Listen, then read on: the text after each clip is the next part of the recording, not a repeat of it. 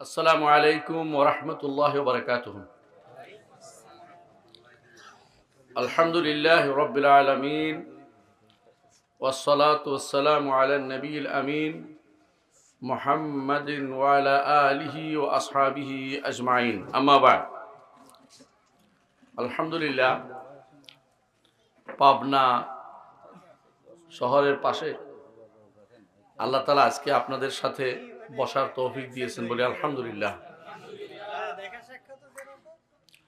আমাদের কথা বলা যাবে না। আমাদের এই মাহফিলগুলো আল্লাহ তাআলার মাহফিলগুলোতে আল্লাহ তাআলার পক্ষ থেকে প্রশান্তি নাজিল হয়। বিশ্বাস করেন? বিশ্বাস করেন? বিশ্বাস না করলে ঈমান থাকবে না। কারণ রাসূল বলছেন, রাসূলের প্রতিটি কথা বিশ্বাস করতে হবে। এবং তিনি বলেছেন যে এটুকু ফেরেশতারা সেখানে উপস্থিত হয়।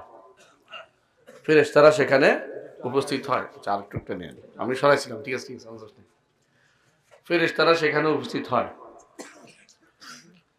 এবং আল্লাহ তাআলা তার কাছে যারা আছে তাদের কাছে আমাদের আলোচনাটা করেন। আল্লাহর কাছে কারা আছে? ফেরেশতারা আছে। আল্লাহর কাছে যে ফেরেশতারা আছে তাদের সাথে আমাদের বিষয় নিয়ে আলোচনা করেন। এটা অত্যন্ত গুরুত্বপূর্ণ একটি জিনিস যে ফেরেশতাদের সাথে আল্লাহ আমাদের নিয়ে আলোচনা করছেন। আলহামদুলিল্লাহ, কত বড় নেয়ামত এটা আপনি বুঝতে পারবেন যদি এটা ধারণ করতে পারেন যে ফেরেশতাদের সাথে আল্লাহ আলোচনা করতেছেন। আল্লাহ তাআলার সন্তুষ্টি হলে শুধুমাত্র তিনি বান্দার কথা আলোচনা করেন। আমরা যেখানে বসছি এখানে আল্লাহর সন্তুষ্টি আছে, এই জন্য আল্লাহ তাআলা আমাদের বিষয় নিয়ে আলোচনা করছেন। আর আল্লাহর একটু সন্তুষ্টি বড় বিরাট জিনিস। আল্লাহ তাআলা বলছে রিদওয়ানুম মিনাল্লাহি আকবার। আল্লাহর একটু সন্তুষ্টি একটা মানুষের জীবনের জন্য বিশাল বড় পাথেয়। আর যদি অসন্তুষ্ট যদি আল্লাহ হয়ে যান তাহলে আমাদের জীবনটা ব্যর্থ।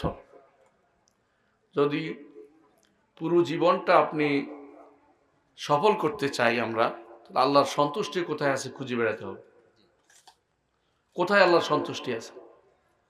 এরকম মজলিস, জিকিরের মজলিস বলে এগুলিতে আল্লাহর সন্তুষ্টি আছে। আর সন্তুষ্টি আছে দ্বীনের জ্ঞান অর্জনের, যেখানে হবে সেখানে সন্তুষ্টি আছে। জিকির যেখানে, জ্ঞান অর্জন যেখানে। বলেন কোথায় পাইলাম? রাসূলুল্লাহ সাল্লাল্লাহু আলাইহি ওয়াসাল্লাম একটা হাদিস শুনেন, তিনি বলেছেন আদ-দুনিয়া মালউনাতুন ওয়া মালউনুন মা ফিহা ইল্লা যিকরুল্লাহি ওয়া মা ওয়ালাহ আও আলিমুন আও মুতাআল্লিম। নবী সাল্লাল্লাহু আলাইহি ওয়াসাল্লাম বলেছেন দুনিয়া অভিশপ্ত, দুনিয়ার মাঝে যা আছে তাও অভিশপ্ত। বুঝছেন? অভিশপ্ত বুঝছেন? কোনো কাজে লাগে না এগুলি। ঠিকই কিছুদিন এর পিছনে চাকচিকের পিছনে দৌড়াবো আমরা, শেষে ফেলে চলে যেতে হবে। যারা ঢাকা শহরের বিশাল এলাকা দখল করে হাউজিং এস্টেট করছে, ওরা কিন্তু মরে গেছে কিন্তু, তাই না? না জীবিত আছে? মরেও গেছে, জীবিতও আছে। যারা মরে গেছে তারা কি নিয়ে যেতে পারছে? কিছু নিতে পারে নাই, শুধু কাফনের কাপড়টা নিয়ে গেছে, আর কিছু নিতে পারে নাই। তো এত পিছনে দৌড়াইছে, দৌড়াটা কি গেছে? বৃথায় গেছে। বরং বিপদ হয়েছে কি, আরেকজনের জায়গা দখল করে, যে জায়গা দখল করছে না, জায়গা দখল করছে, বড় বড় উকিল নিয়োগ করছে, যেখানে আপনার মতো গরিবরা হয়তো একটু জায়গা আছে, দেখবেন দখল করে ফেলছে, কিছু করার নাই। বুঝছেন? জায়গা দখল করে ফেলছে, মরার সময় কিন্তু এটা দিয়েও যেতে পারে নাই। আমি একজনকে জানি যিনি করোনায় মারা গেছে। মরার সময় বলছে আমি যা আছে সব দিয়ে দেবো, শুধু আমার একটু শান্তি দেন। শান্তিও পায় নাই। দুনিয়া আসলে অভিশপ্ত, এবং তার মধ্যে যা আছে তা অভিশপ্ত। তবে চারটি জিনিস অভিশপ্ত না। এক নম্বর হচ্ছে যেখানে আল্লাহর স্মরণ থাকবে সেটা কোনো অভিশপ্ত হবে না। আল্লাহর স্মরণ কোনটার নাম? আল্লাহর স্মরণ শুধুমাত্র কোনো মজলিসে বসে ইল্লাল্লাহ ইল্লাল্লাহ বলার নাম নয়। আল্লাহর সামনে আল্লাহর স্মরণ হচ্ছে লা ইলাহা ইল্লাল্লাহ, পুরোটা বলার নাম, অর্থ সহ বুঝার নাম। সুবহানাল্লাহ বলার নাম, অর্থ সহ বুঝার নাম। আলহামদুলিল্লাহ বলার নাম, অর্থ সহ এটা বুঝার নাম। আল্লাহু আকবার বলার নাম এবং অর্থ সহ বুঝার নাম। আপনার অন্তরে যদি কোনো একবার আল্লাহর পবিত্রতার কথা মনে আসে, আমার আল্লাহ তিনি কত বড়, আমি কত ছোট, তার পবিত্রতা ঘোষণা করার তিনি আমাকে একটা সুযোগ করে দিয়েছেন, এইটা যদি অন্তরে আসে আপনার, আপনি সৌভাগ্যবান ব্যক্তি। আমরা অনেক সালাত আদায় করি, যখন সুবহান রাব্বিয়াল আজিম বলি, আমার রব কত পবিত্র, বড় বড় তিনি, এই বড়ত্ব যদি আপনি উপলব্ধি করতে পারেন, এই বড়ত্ব যদি আপনার অন্তরে আসে, তখন আপনার মনে হবে যে জগৎ পুরোটাই আমার রবের সামনে অত্যন্ত ক্ষুদ্র। এখন যারা বিজ্ঞান নিয়ে গবেষণা করে তারা কি বলে শুনছেন আপনারা, কি বলে? পৃথিবীটা একটা রাস্তার পাশে পড়ে থাকে একটা কোণার মতো, একটা কণার মতো, একটা পাথরের মতো পড়ে আছে। পুরো পৃথিবীটা রাস্তার পাশে, বড় রাস্তার পাশে পড়ে থাকে একটা পাথর কণা, এত বড়, যেটা আরবিতে বলে দরবতুব্বানা। আপনারা বলেন মিল্কি ওয়ে, গ্যালাক্সি, এত কিছু, এই বিশাল সৃষ্টি যেগুলো মানুষ আবিষ্কার করতেছে, এগুলি সব আমার রবের হাতের মুষ্টির ভিতরে থাকবে কিয়ামতের দিন। আল্লাহু আকবার। কত বড়, কত বড় তিনি, তার বড়ত্ব উপলব্ধি করাটা আমাদের জন্য দরকার। আল্লাহ তাআলা যখন জাহান্নামকে বলবেন হাসরের দিন, হালিম তালাতি, তুমি কি পূর্ণ হয়েছ? জাহান্নাম বলবে হালমিন মাজিদ, আরো বাড়তি আছে কিনা, মানে আরো চাই, আরো চাই। জাহান্নাম পূর্ণ হবে না। সবশেষে আল্লাহ তাআলা তার পা রাখবেন, কেউ কুদরতি পা বলবেন না বা গজব বলবেন না, পা, তার পা রাখবেন। পা রাখলে জাহান্নাম বলবেন, পা রাখবেন জাহান্নামের উপরে, ভিতরে না, ভিতরে জায়গা হয় না, জাহান্নামের উপরে রাখবেন। জাহান্নাম বলবে কাত কাত, পূর্ণ হয়ে গেছে। এর আগ পর্যন্ত জাহান্নাম পূর্ণ হবে না। আল্লাহ তাআলার পা আছে এবং তার পা হচ্ছে, তিনি রাখছেন দুইটা পা কুরসির উপরে, আরশের উপরে তিনি আছেন, তার দুটি পা কুরসির মধ্যে আছে। এটা ঈমান আনতে হবে, এগুলো ঈমানিয়াত জিনিস, এদিক সেদিক করার সুযোগ নেই। ইবনে আব্বাস রাদিয়াল্লাহু বলেছেন, ওয়াল কুরসি মাওদিউ কদমাইহি, আমার রব্বুল ইজ্জতের দুই পা হচ্ছে কুরসির উপরে, তিনি সেখানে তার পা রাখবেন। হাসরের দিন তিনি আরশ থেকে তিনি আসবেন, হাসরের মাঠে আসবেন। এখনো তিনি প্রতি রাত্রে নিকটতম আসমানে আসেন, তবে এই আশা আমাদের আশার মতো না। আমাদের আশা কেমনে আসি আমরা? শরীরে লাঠি দিয়ে লাফ দিয়ে পড়ে, সিঁড়ি দিয়া অথবা রশি ধরে নাইমা, এগুলি কোনোটাই আল্লাহর জন্য সাব্যস্ত করা যাবে না। কিভাবে আসেন জানি না, তবে তিনি আসেন। প্রতি রাত্রির শেষ প্রহরে তিনি নেমে আসেন এবং বলতে থাকেন, হালমিন মুস্তাগফিরিন ফাগফিরাল্লাহ, এমন কেউ কি আছে যে আমার কাছে ক্ষমা চাইবে, আমি তাকে ক্ষমা করে দেব। আল্লাহু আকবার। শেষ রাত্রি যারা তাহাজ্জুদ পড়ে অথবা ক্ষমা চায় অথবা ঘুম থেকে উঠে আল্লাহর কাছে চায়, তারা হচ্ছে সৌভাগ্যবান ব্যক্তি, তারা চাইতে পারে আল্লাহর কাছে। আর কি বলেন, এমন কেউ কি আছে যে আমার কাছে কিছু চাইবে, আমি তাকে দিব। এমন কেউ কি আছে যে আমার কাছে ধর্ণা দিবে, আমি তাকে দোয়া কবুল করব, দোয়া কবুল করব। সব বলতে থাকেন। কখন পর্যন্ত? সকাল পর্যন্ত। তো আপনার জন্য যদি সকাল বলে অন্য জায়গাতে, তখন অন্য জায়গাতে বিকাল হয় না? মানে আপনি তো সকাল তো ঘূর্ণায়মান সারা পৃথিবীতে, আপনি ওই কিয়াসে যাইবেন না। কেন যাবেন না? আমার রব তো আপনার টাইমের ভিতরে, আপনার টাইমটা আপনার জন্য দেওয়া হয়েছে। রব টাইমের ভিতরে সীমাবদ্ধ না। কথা বলছেন কিনা? টাইমটা আপনার জন্য সীমাবদ্ধ। রব্বুল আলামিন সব জায়গায় দেওয়ার জন্য আছেন। এই জন্য যেখানে শেষ রাত্র হয় সেখানে তিনি নেমে তিনি বলতে থাকেন, কেউ কি আসো আমি তোমাকে দিব, কেউ কি আসো আমার কাছে চাইবে আমি তোমাকে দিব, কেউ কাছে আমার ক্ষমা চাইবে আমি দিব। আপনি এটা চিন্তা করার কারণ না, এটা কিভাবে হয়, কিভাবে তো জানি না। এটা ইমানদারের ইমান। এই ইমান কখন হবে? আল্লাহর বড়ত্ব অনুভব করলে আপনি বলতে পারবেন, এটা বুঝতে পারবেন। আমি উদাহরণ দিই বেশিরভাগ সময় একটা, মালাকুল মউতের নাম শুনছেন? মালাকুল মউতকে আপনারা কি বলেন? আজরাইল বলেন, তাই না? আজরাইল নামে কোনো ফেরেশতা নাই। আজরাইল নামে কোনো ফেরেশতা নাই। যেমনি রেদওয়ান নামেও কোনো ফেরেশতা নাই। এটা আমরা বলে থাকি, জাস্ট অনেক সময় বলে থাকি। মূল ফেরেশতার নাম হচ্ছে মালাকুল মউত। মালাকুল মউত। মালাকুল মউতের সামনে সমস্ত পৃথিবী মানুষগুলো কিরকম একটা মাছের ডালা আছে না, মাছের ডালার মতো।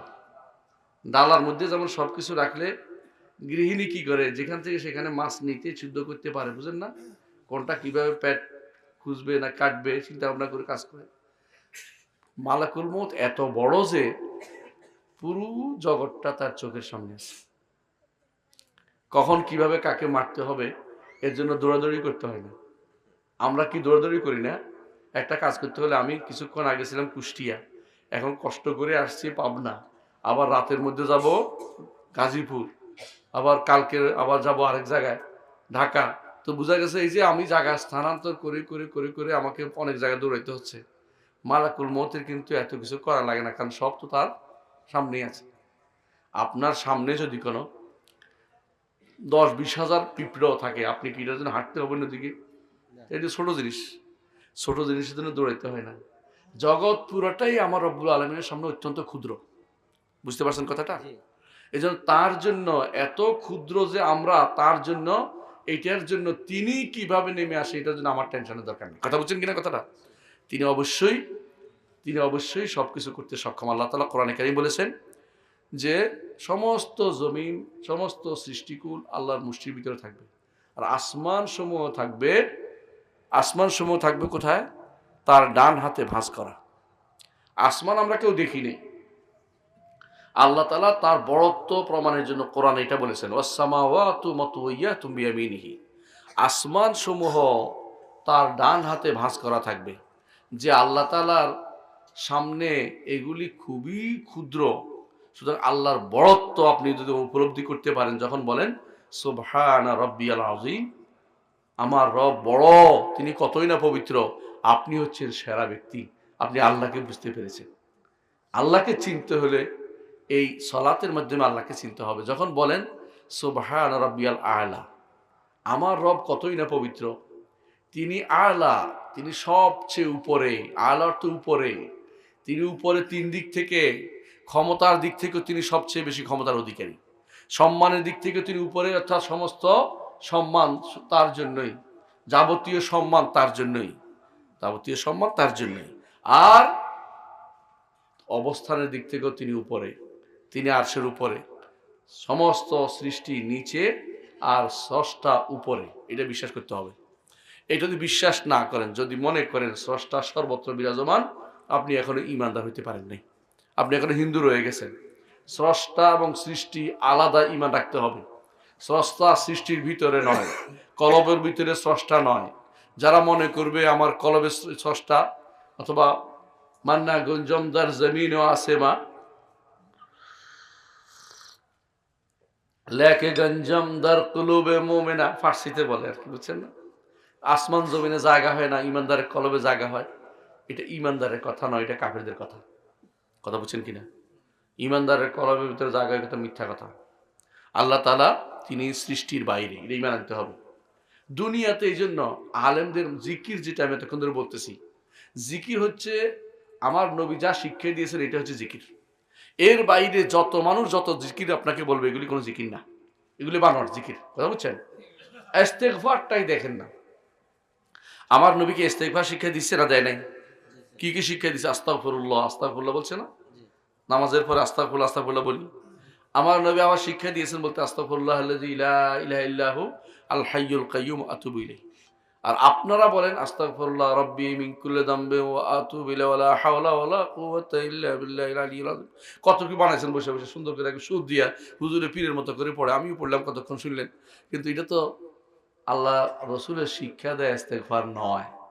আল্লাহ রসুল শিক্ষা দেয় একটু বড় ইস্তেগফার পড়তে পড়েন, আল্লাহুম্মা আনতা রাব্বি লা ইলাহা ইল্লা আনতা খালাকতানি ওয়া আনা আবদুকা ওয়া আনা আলা আহদিকা ওয়া ওয়া'দিকা মাসতাতা'তু আউযু বিকা মিন শাররি মা সানা'তু আবু লাকা বিনি'মাতিকা আলাইয়া আবু বিযামবি ফাগফিরলি ওয়া ইন্নাহু লা ইয়াগফিরু যুনুবা ইল্লা আনতা। আর মাজারিটা পড়লে সালাতের ভিতরে একটা আছে, এটা পড়েন, আল্লাহুম্মা ইন্নী যালামতু নাফসি যুলমান কাসীরা ওয়া ইন্নাহু লা ইয়াগফিরু যুনুবা ইল্লা আনতা ফাগফিরলি মাগফিরাতাম মিন ইনদিকা ওয়ারহামনি ইন্নাকা আনতাল গফুরুর রাহিম। সব রকমের ছোট বড় মাঝারি সব দিছে, তারপরে আপনার মন ভরে না, আপনি বসে বসে কি করেন? আপনি ইস্তেগফার বানান, জিকিরও বানায়, মাঝে মধ্যে এমন এমন দোয়া বানায়, বলছে কি কয় বিসমিল্লাহ খতম করতেছে। বলে বিসমিল্লাহ খতম কি জিনিস? কয় এতবার বিসমিল্লাহ পড়লে উপকার হইব। বিসমিল্লাহ খতম করতে আপনারা কে কইছে? কেউ কেউ দেখা যায় আউযুবিল্লাহ খতম করে, মানে দেখা যাচ্ছে মানুষের ভিতরে নতুন নতুন প্রবণতা তৈরি হচ্ছে। আর খতম তো আছেই, এলাকাভিত্তিক খতম আছে, কিন্তু কেউ খতমে খাজে গান, কেউ খতমে এটা খতমে এটা, এগুলি সব হচ্ছে জিকিরের বিচ্যুতি। আল্লাহ তাআলা এবং তার রাসূল যে জিকির শিক্ষা দিয়েছে সেই জিকির তারা শিখতে চায় না। যদি সত্যিকার সেই জিকির শিখতে চান, আপনাকে একটা গ্রন্থ আছে হিসনুল মুসলিম, ছোট গ্রন্থ, বাংলা অনুবাদ হয়েছে, এটা হাতে রাখবেন, এটা পড়বেন, কোন সময় কি জিকির করতে হবে এটা আপনি পাবেন। আর সকাল বিকেলে জিকিরগুলো সেখানে পাবেন। এমনকি যে দোয়া করতে হবে, দোয়াগুলো সেখানে মাঝখানে আছে, বিশেষ করে আমার অনুবাদ করা যেটা, এটার মধ্যে দোয়াটাও পাবেন। এমনকি শেষে রুকিয়া ইয়া পাবেন। অসুখ হলে, মাথা শরীরে কেউ জাদু করলে, কেউ আপনার প্রতি দৃষ্টি দিলে, খারাপ দৃষ্টি দিলে, কি করলে, এটা কিন্তু আপনি ওখানে আপনি পাবেন। রাসূলুল্লাহ সাল্লাল্লাহু আলাইহি ওয়াসাল্লাম কীভাবে আমাদের করতে বলেছে। তা আমাদের যেহেতু বলেছি প্রথম, দুনিয়া হচ্ছে কি অভিশপ্ত, এবং দুনিয়ার অভিশপ্ত থেকে মুক্ত হতে হলে কি করতে হবে? আল্লাহর জিকির, এক নম্বর জিক্রুল্লাহ। আল্লাহর জিকিরের সাথে সম্পৃক্ত যেগুলি, এগুলিও মালন নয়, অভিশপ্ত নয়। আল্লাহর জিকিরের সাথে সম্পৃক্ত হচ্ছে এই যে বসছি আমরা, এইটা, এই মাদ্রাসাগুলো, এই প্রতিষ্ঠানগুলো, মসজিদগুলো, এগুলি হচ্ছে আল্লাহর জিকিরের সাথে সম্পৃক্ত। এই জন্য মসজিদ হচ্ছে আল্লাহর দুনিয়াতে শ্রেষ্ঠ স্থান। আল্লাহ এই মসজিদ সম্পর্কে কি বলেছেন কোরআনে কারীম বলেছেন যে ইউজকারা ফি ইসমু, হ্যাঁ, আল্লাহ তাআলা আদিন আল্লাহ আল্লাহ তাআলা অনুমতি দিয়েছেন এখানে যেন আল্লাহর নাম উচ্চারণ করা হয় এই মসজিদে। এই জন্য মসজিদে দুনিয়ার কথা হচ্ছে আল্লাহর নাম উচ্চারণ করতে হয় বেশি। কারণ মসজিদে ঢুকতে কি বলতে হয়? বিসমিল্লাহ, আলহামদুলিল্লাহ, ওয়াসসালাতু ওয়াসসালামু আলা রাসূলিল্লাহ, আল্লাহুম্মা গফির লি যুনুবি ওয়াফতাহ লি আবওয়াবা রাহমাতিকা। দেখছেন কয়টা সুন্নত একসাথে? বের হওয়ার সময় সমপরিমাণ সুন্নত আছে, শুধু বলতে হয় আল্লাহুম্মা আফতাহ লি আবওয়াবা রাহমাতিকা, এটা হলো আল্লাহুম্মা নাসআলুকা মিন ফাদলিকা। বুঝছেন তো? তাহলে বোঝা গেল যে এইটাও কিন্তু পুরোটাই আপনি মসজিদে এই জিকিরের সাথে সম্পৃক্ত। এই জন্য সালাত আদায় করলেও জিকির, কোরআন তেলাওয়াতও জিকির, হাদিস পড়ানো জিকির, ফিকহ পড়ানো জিকির, আল্লাহর বিধান পড়া জিকির। কিন্তু যদি কোনো বায়োলজি পড়েন, জিকির না। আমি নাজায়েজ বলতেছি না, জিকির না বলতেছি এটা, বুঝছেন তো? আর যদি কোনো আপনি দর্শন পড়েন, তো জিকিরও না আর গুনাও, উল্টা গুনাও। যদি আপনি অন্যান্য গান বাদ্যের বিদ্যা পড়েন, তাহলে জিকির তো নাই, জিকির নষ্টকারী। কারণ বুঝছেন তো, আপনার সময় যেটা নষ্ট হবে, এটা কোনোদিন আপনার জন্য উপকারী হবে না। দুনিয়ার মধ্যে জিকিরে যে ব্যক্তি লিপ্ত থাকতে পারবে, সেই ব্যক্তি শ্রেষ্ঠ কাজ করবে। আল্লাহ এই জন্য বলছেন ওয়ালা যিকরুল্লাহি আকবার। অবশ্যই আল্লাহর স্মরণ যারা লেগে থাকবে, সবচেয়ে বড় কাজটি তারা করতে পারবে। রাসূলুল্লাহ সাল্লাল্লাহু আলাইহি ওয়াসাল্লামের কাছে এক সাহাবী এসে বলে, ইয়া রাসূলুল্লাহ, আমাকে একটা আমল দেন যেটাতে আমি সহজে করতে পারবো, একটা আমল দেন, জান্নাতে প্রবেশ করতে পারবো। রাসূল বললেন, লা ইয়াজালু লিসানুকা রাতবাম বিযিকরিল্লাহ। তোমার জিহ্বার সঙ্গে সব আল্লাহর জিকিরে ভিজা থাকে। আল্লাহর জিকিরে ভিজা, বুঝছেন তো? আপনি আল্লাহর জিকির করতে থাকবেন সব সময়, চলাফেরা, উঠা বসা সব জায়গাতেই। যেই কাজে জিকির না, এই কাজের জন্য আখিরাতের দিন হাসরত হবে, আফসোস হবে। মুহাম্মদ রাসূলুল্লাহ সাল্লাল্লাহু আলাইহি ওয়াসাল্লাম বলেছেন, কোনো মজলিসে যদি কেউ যদি বসে, সেখানে যদি কোনো জিকির ছাড়া উঠে, হাসরের দিন এই বসাটা তার জন্য আফসোসের কারণ হবে। আল্লাহ যেন আমাদেরকে আফসোসের মধ্যে না ফেলান। কথা বুঝছেন তো? আমাদের চিন্তা রাখতে হবে, চলা বেশা, উঠা বসা, এমনকি ঘরে যে সমস্ত মায়েরা আছেন তাদেরকে বলবো, জিকির কখনো বাদ দিবেন না। সবচেয়ে হালকা জিকির হচ্ছে কোনটা? লা ইলাহা ইল্লাল্লাহ। লা ইলাহা ইল্লাল্লাহ সবচেয়ে হালকা জিকির এবং সবচেয়ে উত্তম জিকির। আর আলহামদুলিল্লাহ হচ্ছে উত্তম দোয়া। আলহামদুলিল্লাহ, আপনি দেখবেন লা ইলাহা ইল্লাল্লাহ উত্তম হওয়ার কারণে আরাফার মাঠেও লা ইলাহা ইল্লাল্লাহ আছে, উত্তমটাই। রাসূলুল্লাহ সাল্লাল্লাহু আলাইহি ওয়াসাল্লাম বলেছেন, এই মাঠে আমি এবং পূর্ববর্তী নবীরা যা বলেছে উত্তম হচ্ছে একটি জিকির, সেটা কি? লা ইলাহা ইল্লাল্লাহ ওয়াহদাহু লা শারীকা লাহু, লাহুল মুলকু ওয়া লাহুল হামদু ওয়া আলা কুল্লি শাইইন কাদির। ফজরের সালাতের পরে কয়বার পড়েন? লা ইলাহা ইল্লাল্লাহু ওয়াহদাহু লা শারীকা লাহু লাহুল মুলকু ওয়া লাহুল হামদু ওয়া হুয়া আলা কুল্লি শাইইন কাদির। একবার, 10 বার অথবা 100 বার। দেখছেন তো, উত্তম জিকিরটা আপনার এত বেশি দরকার। ফজরের সালাম ফিরানোর পরে আপনি যখন ইস্তেগফার করার পরে কি বলেন? লা ইলাহা ইল্লাল্লাহ বলতে থাকেন। কেন বলতে থাকেন? এটা একটা গুরুত্বপূর্ণ একটা জিনিস। আবার এই জিকিরটা যদি আপনার সর্বশেষ বাণী হয়, দুনিয়া থেকে যাওয়ার সময় আপনি কিন্তু জান্নাতে প্রবেশ করবেন। অর্থাৎ এটা বলে মরে গেছেন, লা ইলাহা ইল্লাল্লাহ বলে মরে গেছে, জান্নাতে যাবেন। কিন্তু আমাদের সমস্যা হচ্ছে অর্থ বুঝি না। কেন? আমি বারবার বলছি অর্থ বুঝতে হবে। লা ইলাহা ইল্লাল্লাহ বলি, কবরেও সিন্নি দেই। লা ইলাহা ইল্লাল্লাহ বলি, মাজারের কাছেও যাই। মাজারের কাছে আপনি যেতেই পারেন, মাজার মানে কবরের কাছে যেতে পারেন। কে যাবে? পুরুষরা। নারীদের জন্য কোনো কবর জিয়ারত নেই। যে সমস্ত নারীরা শাহজালালের কবর জিয়ারত করতে যায় তারা পুরো সফরে গুনার মধ্যে আছে, আর সেখানে নামে গেলে কবরের কাছে আরো গুনাহ হচ্ছে। কথা বুঝছেন কিনা? শাহজালাল, শাহপরান হচ্ছে, আপনাদের এলাকা তো ভালো মানুষ আমি জানি, এরা যায় না, কিন্তু অনেক এলাকা থেকে গাড়ির পর গাড়ি যাইতেছে। কোথায়? আমাদের এখানেও কবর কামাই যায় আছে। ওই তো উনি বলতেছেন আছে, আমি জানতাম না। যাক, এত খারাপ জায়গা তো আমি জানতাম, ভালো মনে করতাম। পাবনার মানুষ তো ভালোই জানি, ভালো আছে। এখানে বড় বড় আল্লাহর ওলিরা আছে এখানে, কিন্তু দরবার তো নাই ইনশাল্লাহ, তাই না? দরবারও আছে। যেটা বলছিলাম যে এই যে নারীদের কিন্তু কবর জিয়ারত নাই। পুরুষরা কবর জিয়ারত করতে পারবে, কিন্তু কবর জিয়ারতের উদ্দেশ্য কয়টা? 3টা। কি কি বলেন তো? 1 নম্বর হচ্ছে আখিরাতকে স্মরণ করা, 2 নম্বর হচ্ছে দুনিয়া বিমুখ হওয়া, 3 নম্বর হচ্ছে কবরবাসীর জন্য দোয়া করা। আর যদি একটা বাড়াই বলেন তো বলছে সুন্নত আদায় করা। 4টা হইতে পারে, কিন্তু এখানে কোনোটাই পাওয়ার আশা করতে পারবে না। কবরবাসী আপনাকে কিছু দিতে পারে না। যিনি মরে গেছেন তিনি খুব বিপদে আছেন, তার আমল শেষ হয়ে গেছে। আমার নবী বলেছেন একজন মানুষ মারা গেলে তাহলে তার আমল শেষ হয়ে যায়। এখন সে তাকিয়ে আছে, আমার দোস্ত, আমার ছেলে, আমার আত্মীয় অথবা বাইরের লোক, ইমানদাররা কেউ যদি আমার জন্য দোয়া করে তাহলে আমার একটু উপকার লাগবে। তাকিয়ে আছে দোয়াটা। মৃত মানুষের জন্য সরাসরি দোয়া কাজে লাগে, যে কোনো মানুষ সরাসরি দোয়া করতে পারে। আল্লাহ, আমরা যখন বলি আল্লাহ মাগফিল মুমিনিন ওয়াল মুমিনাত ওয়াল মুসলিমিন ওয়াল মুসলিমাত আল আহইয়া মিনহুম ওয়াল আমওয়াত, এই দোয়াটা সবাই, সমস্ত মুমিন মুসলিমকে পেয়ে বসে আলহামদুলিল্লাহ। এবং যতজন মারা গেছে অতজনের নেকি আমারও দিতে হবে, এত বেশি নেকি হবে। বাক্যটা কত সোজা। আল্লাহ মাগফির লিল মুমিনিন ওয়াল মুমিনাত ওয়াল মুসলিমিন ওয়াল মুসলিমাত। কয়টা হলো? 4টা। আল্লাহ ক্ষমা করে দিন ইমানদার নারী পুরুষদের, আল্লাহ ক্ষমা করে দিন মুসলিম নারী পুরুষদেরকে। এটা করলে কেউ বাদ পড়েছে? যারা কবরে গেছে সব পাইছে। ইমানদার থাকলে হইলো, একটু ইমান মুসলিম থাকলে হইলো, একটু ইমান থাকলে তো হলো মুসলিম, আর পূর্ণ ইমান থাকলে হলো মুমিন। কথা বলছেন তো? এই অবস্থায় যদি যারা গেছে সবাই সবাই কিন্তু পাইছে, সাথে সাথে সবার সম পরিমাণ সব আপনি পাইছেন আলহামদুলিল্লাহ। ছোট্ট কথা, অনেক সব আপনি পাচ্ছেন। তো ইমানদার জিয়ারত করে, উদ্দেশ্য হচ্ছে কবর জিয়ারত, যে ব্যক্তিকে কিছু দিতে। এই ব্যক্তি যে মরে গেছে, বিপদে আছে, তার কিছু দেওয়া দরকার।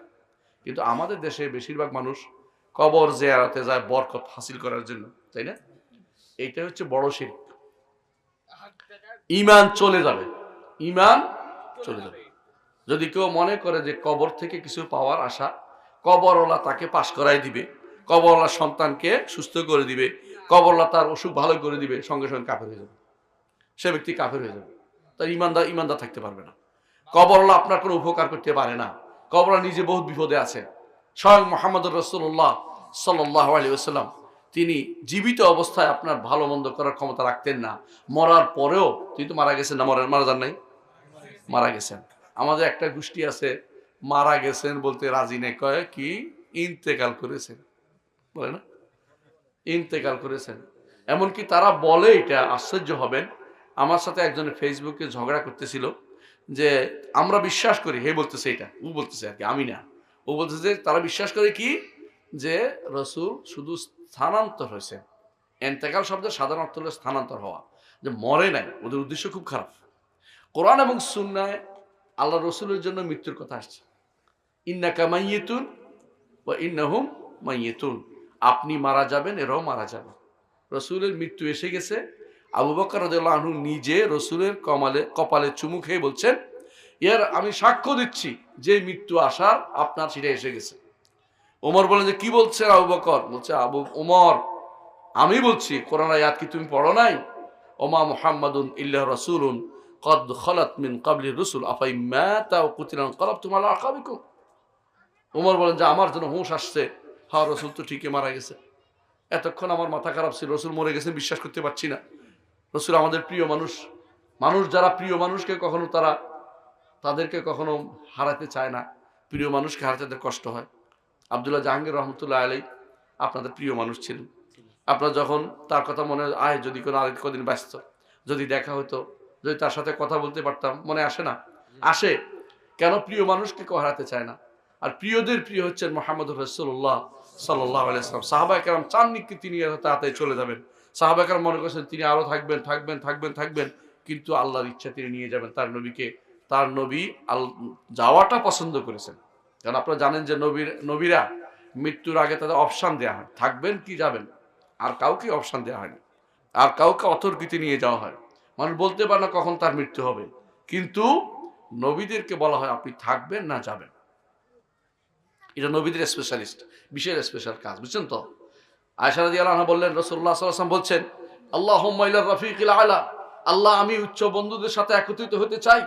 এটা শোনার পরে আমার মনে হলো রসুলকে এখন অপশান দেওয়া হয়েছে, রসুল আমাদেরকে ছেড়ে চলে যাওয়ার জন্য তিনি এখন রাজি হয়ে গেছেন, আমাদের ছেড়ে তিনি চলে যাবেন। একদিন আবু বকর রাদিয়াল্লাহু আনহু তিনি সালাতের পরে তিনি বললেন, রাসূলুল্লাহ সাল্লাল্লাহু আলাইহি ওয়াসাল্লাম বলছেন যে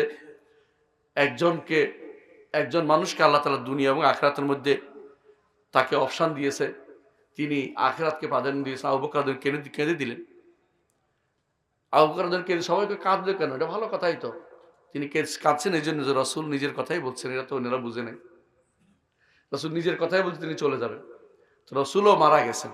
তাহলে দুনিয়ার এই মানুষগুলো যারা কবরে আছে মরে নেই?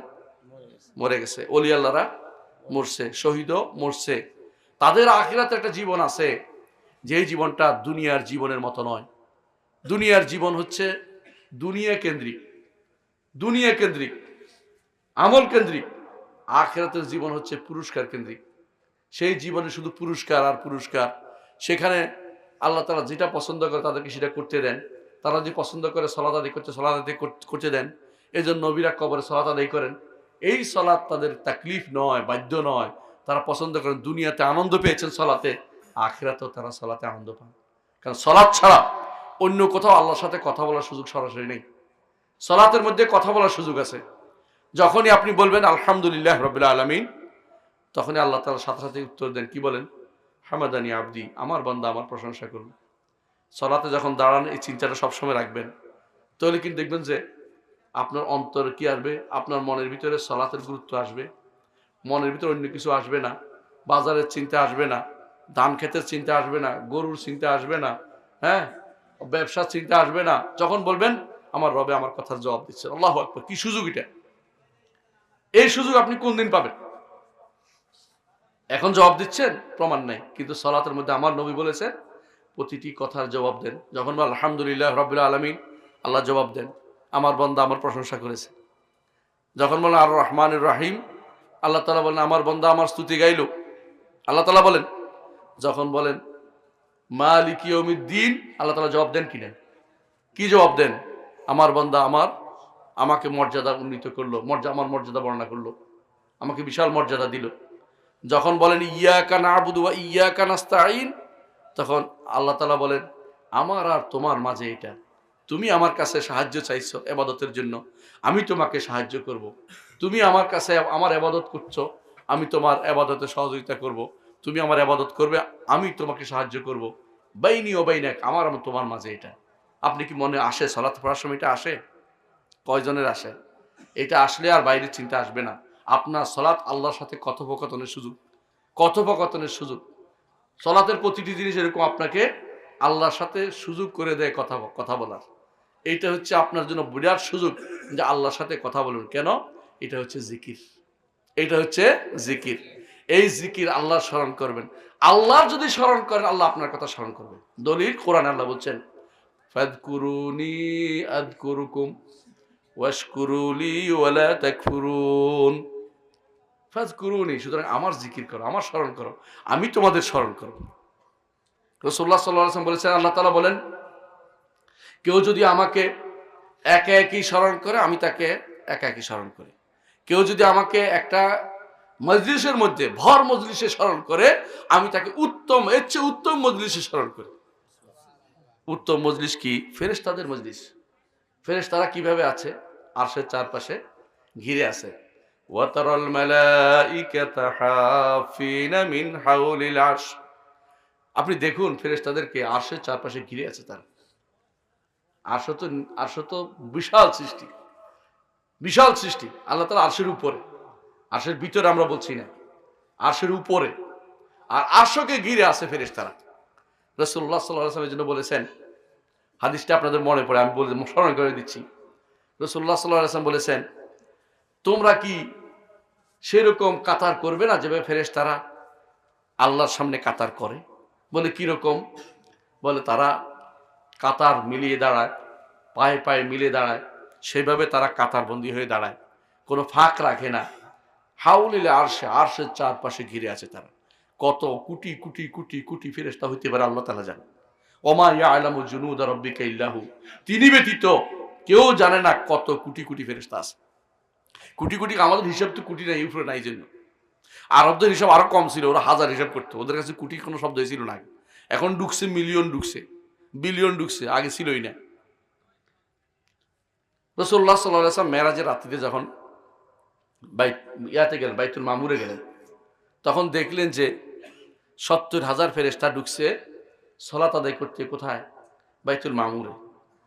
জিবরিল বললেন যে এই ৭০,০০০ কিয়ামত পর্যন্ত আরেকবার আসার সুযোগ পাবে না। কত ফেরেশতা আছে বুঝেন তো। আল্লাহর ইবাদতের জন্য যদি শুধু হইতো যে ইবাদতই শুধুমাত্র উদ্দেশ্য, অর্থাৎ শুধু আল্লাহর ইবাদত করা, তাহলে ফেরেশতাই যথেষ্ট ছিল। আমাদেরকে ইবাদত করার জন্য বিশেষভাবে, কারণ তিনি আমাদের জান্নাত দিতে চান, পুরস্কৃত করতে চান। আমাদেরকে তিনি দুনিয়া দিয়েছেন লিয়াবলুয়াকুম আইয়ুকুম আহসানু আমালা, কার আমলটা সবচেয়ে সুন্দর, কে জিকিরটা সুন্দরটা করে। বানানো জিকির করে না কেউ, কারো পিছে হাঁটা চলা করে না, সে একমাত্র আল্লাহ তাআলা এবং তার নবীর কথা অনুসারে চলে। সেটা দেখার জন্য দুনিয়াতে পাঠিয়েছেন। কে আনুগত্য করে আর কে করে না, এটা পরীক্ষা করবেন তিনি। নাহলে শুধু জান্নাত, শুধু যদি কোনো কেবল তাসবিহ পাঠ করে, তারা নিজেরাই বলছিল ফেরেশতারা, ওয়া নাহনু নুসাব্বিহু বিহামদিকা ওয়া নুকাদ্দিসু লাক, আমরা তো আপনার তাসবিহ পাঠ করি, আপনার পবিত্রতা ঘোষণা করছি, আর কি দরকার এদেরকে? আল্লাহ বলছে, ইন্নী আ'লামু মা লা তা'লামুন, আমি জানি যা তোমরা জানো না। দুনিয়া আবাদ করতে হবে।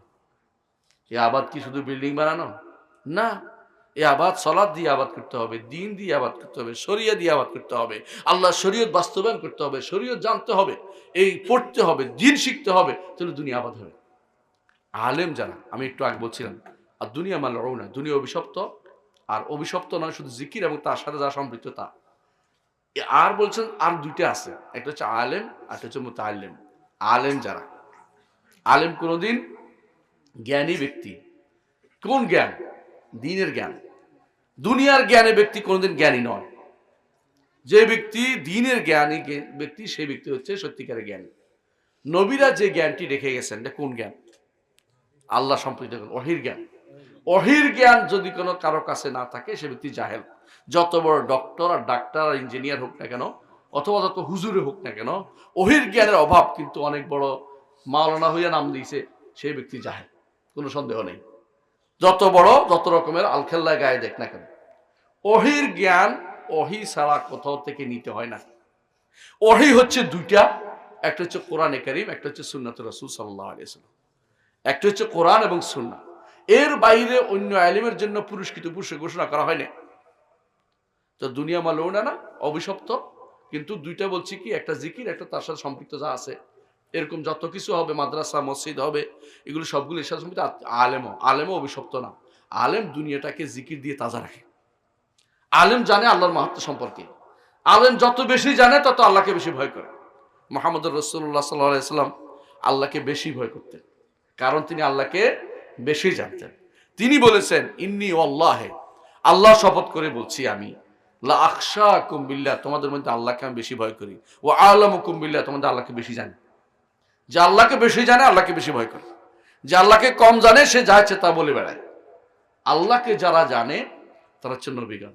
নবীদের অনুসারে আল্লাহকে বেশি জানে।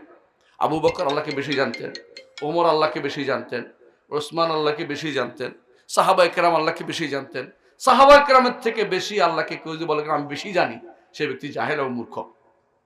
সে ব্যক্তি যদি কোনো মনে করে কেউ সাহাবায়ে কেরাম কোনো দরবার খুলে নেয় জান্নাতে যাওয়ার, আর আপনার হুজুরের দরবার খুলে ফেলছে, মারিফতের দরবার, আল্লাহকে সিনার দরবার খুলছে, ওই ব্যক্তি জাহেল ছাড়া কিছুই না। আপনি বুঝতে পারছেন কথাটা?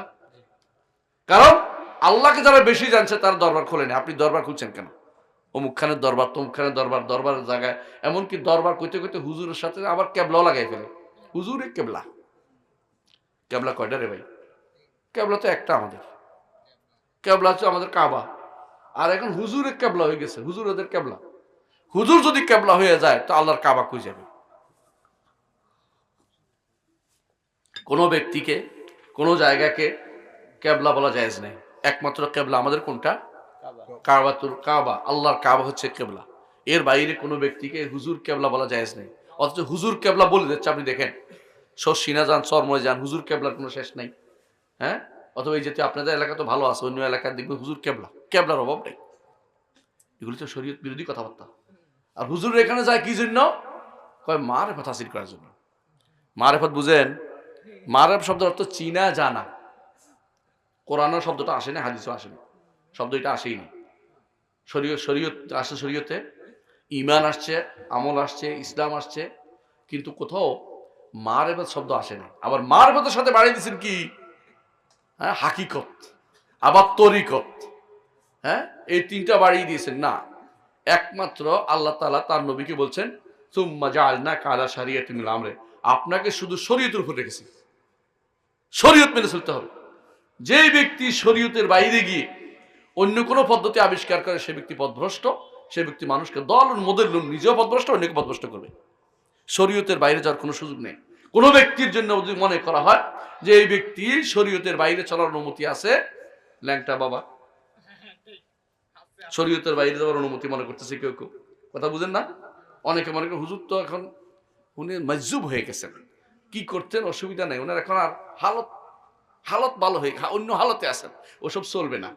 অন্য হালতে হয় পাগল, তখন তার উপর শরীয়ত নাই। পাগলের উপর শরীয়ত নাই। পাগলের উপর শরীয়ত কোনোদিন ফরজ করে না কিছু। পাগলের বিয়েও নাই, পাগলের তালাকও নাই। পাগল হয়ে গেছে তো পাগলের বেঁধে রাখতে হয়। পাগলের আপনাদের হেমায়তুর পাঠাইতে হয়, ঠিক না? আপনার দেশে আছে এটা। এর বাইরে কোনো ব্যক্তি আল্লাহ শরীয়ত থেকে বের হতে পারবে না। আল্লাহ শরীয়ত যদি কোনো কেউ মনে করে যে শরীয়তের বাইরে আমি চলবো, অথবা বলবো যে শরিয়া আইন আমি মানি না, অথবা শরীয়ত মেনে চলবো না, সে ব্যক্তি ইমানদার হইতে পারবে না, ইমানদার থাকতে পারবে না। কথা বুঝছেন? আল্লাহর শরীয়ত মেনে চলতে হবে আপনাকে প্রতিটি মুহূর্ত পর্যন্ত, মৃত্যু পর্যন্ত আপনাকে আল্লাহর শরীয়তের উপর থাকতে হবে। মরার সময় সলাতে যদি কোনো হুঁশ থাকে সালাত আদায় করতে হবে। সলাত মাফ নাই, অন্য সবগুলি মাফ থাকলেও সলাত এবং ঈমান কালেমা দুইটা কিন্তু মাফ নাই। আরকানুল ইসলাম কিছু কিছু মাফ পড়ে যায়। পয়সা নাই, হজ ফরজ হয়নি। পয়সা নাই, জাকাত ফরজ হয়নি। অসুস্থ, সাওম ফরজ হয়নি, সাওম খাওয়াই দিবে, সাওম ফরজ হয় না, অন্য খাওয়াই দিবে, অর্থাৎ ফকিরদের খাওয়াই দিবে, গরিবদের খাইয়ে দিবে। কিন্তু সলাৎ কিন্তু কোনোদিন মাফ না। হুঁশ যতক্ষণ ততক্ষণ সলাৎ আদায় করতে হবে। আমাদের অনেকে দেখা যায় যখন হাসপাতালে যায় তখন আর সলাৎ পড়ে না, ঠিক না? দেখি না আমরা? যুবকদের বলছি, খেয়াল করবেন, আপনার মতো যুবক কিন্তু কবরে চলে গেছে, বন্ধু বান্ধব অনেকেই চলে গেছে, এক্সিডেন্ট করে চলে গেছে। দয়া করে একটা কাজ করবেন, যত কিছুই করেন সলাৎ ছাড়বেন না। এতে কি হবে? গুনাহ তো হবেই, গুনাহ হবে না কেউ বলে নেই, কিন্তু সলাতের মাধ্যমে আপনার গুনাহটা ক্ষমা হয়ে যাবে। ইন্নাল হাসানাত ইউযহিবুস সাইয়্যাত, নেক কাজ করলে গুনাহ মাফ হয়ে যায়। এবং নেক কাজ সলাৎ যদি হয় গুনাহ মাফ হবে কেন? সলাতের শেষ বৈঠকে তওবা ইস্তেগফার আছে, একদম সাফ হয়ে যাবেন আপনি। যখন আপনি বলবেন ওয়াইন্নাহু লা ইয়াগফিরুয যুনুবা ইল্লা আনতা, আল্লাহ আপনি ব্যতীত কেউ গুনাহ ক্ষমাকারী নেই, তখন আল্লাহ তাআলা বলেন আমার বান্দা জেনেছে যে আমি ব্যতীত তার গুনাহ ক্ষমাকারী কেউ নাই, আমি তাকে ক্ষমা করে দিলাম। আল্লাহু আকবার। সহিহ হাদিসের আমি বলতেছি এটা অর্থ, উশহিদুকুম আন্নী কাদ গাফারতু লাহুম, তোমাদের সাক্ষী রেখে বলছি আমি ক্ষমা করে দিলাম। তা আপনি তো ক্ষমা পাওয়ার দরকার। ঠিক মতো সালাতটা আদায় করেন, অর্থ বুঝে সালাত আদায় করেন, ইনশাআল্লাহ আপনি ক্ষমা পেয়ে যাবেন। আমার একটা ছোট্ট বই আছে, পড়বেন। সালাত জেনে বুঝে পড়ুন, সালাত জেনে বুঝে পড়ুন। না পাইলে নয়নকে বলবেন আনি দিতে আপনাকে, বইটা আনি বেশি করে এনে দাও। এটা পড়বেন না, সালাত জেনে বুঝে। আপনি কি বলছেন এটা একটু শুনুন, যে আমি কি মুখ দিয়ে কি বলছি।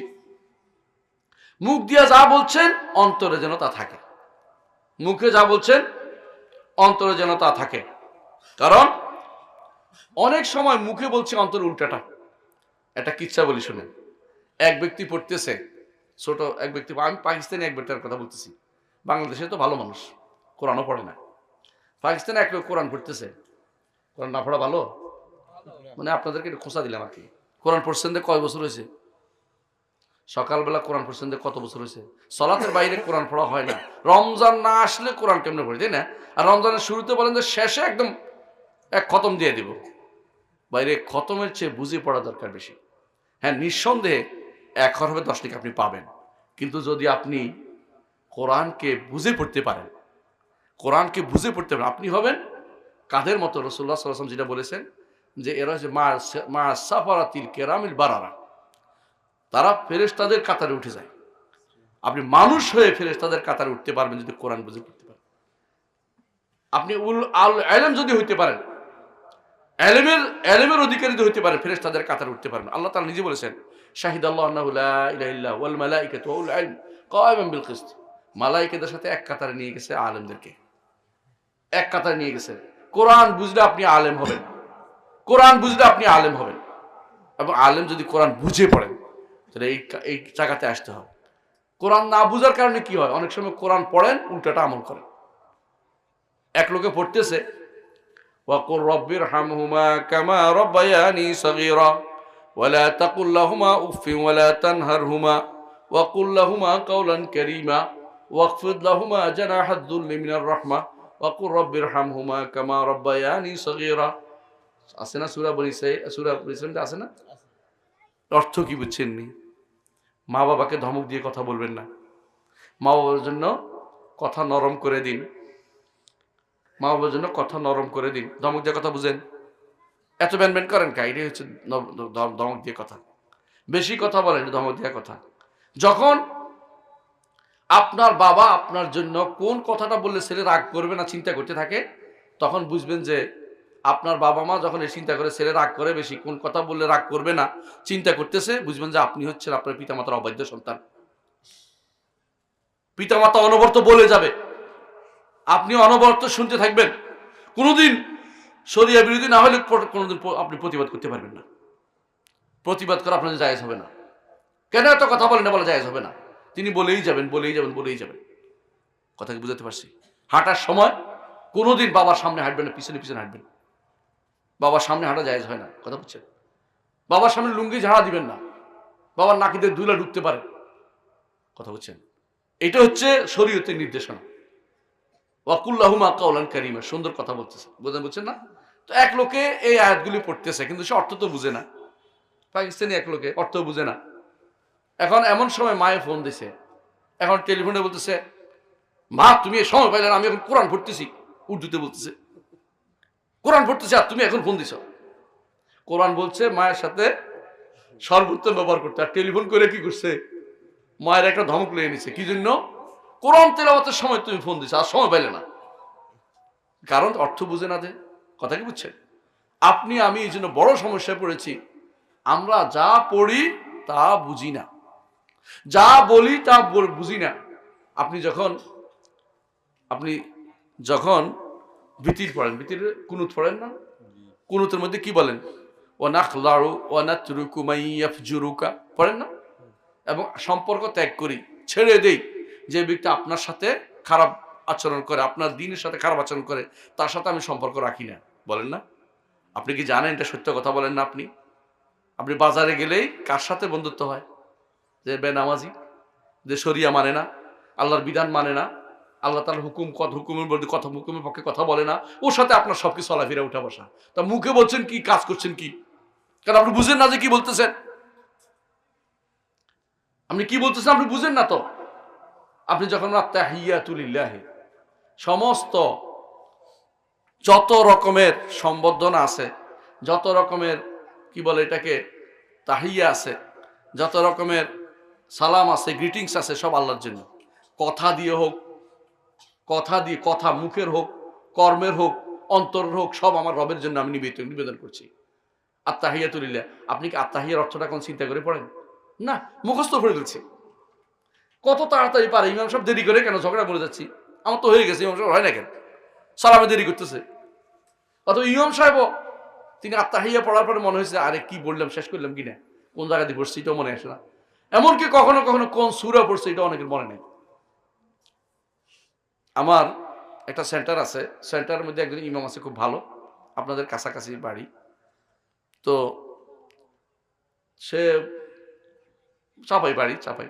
তো সে নামাজ পড়ার পরে বলতেছে, ফজর নামাজের পরে, আজকে আমি কোন কোন সূরা দিয়ে পড়ছি বলো তো।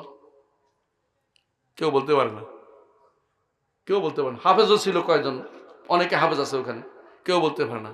তো দুঃখ করলো সে যে আমরা কোরআন তেলাওয়াত করি, বুঝে বুঝে পড়ি, খুব আস্তে আস্তে বুঝে বুঝে পড়ে, খুব বুঝে বুঝে পড়ে। আমার খুব ভালো লাগে যখন পড়ে, আমি চাই আর একটু পড়ুক, আর একটু পড়ুক, আর একটু পড়ুক। কোরআন যত সুন্দর তেলাওয়াত হয় তত ভালো লাগে, কিন্তু অর্থ বুঝার পড়তে।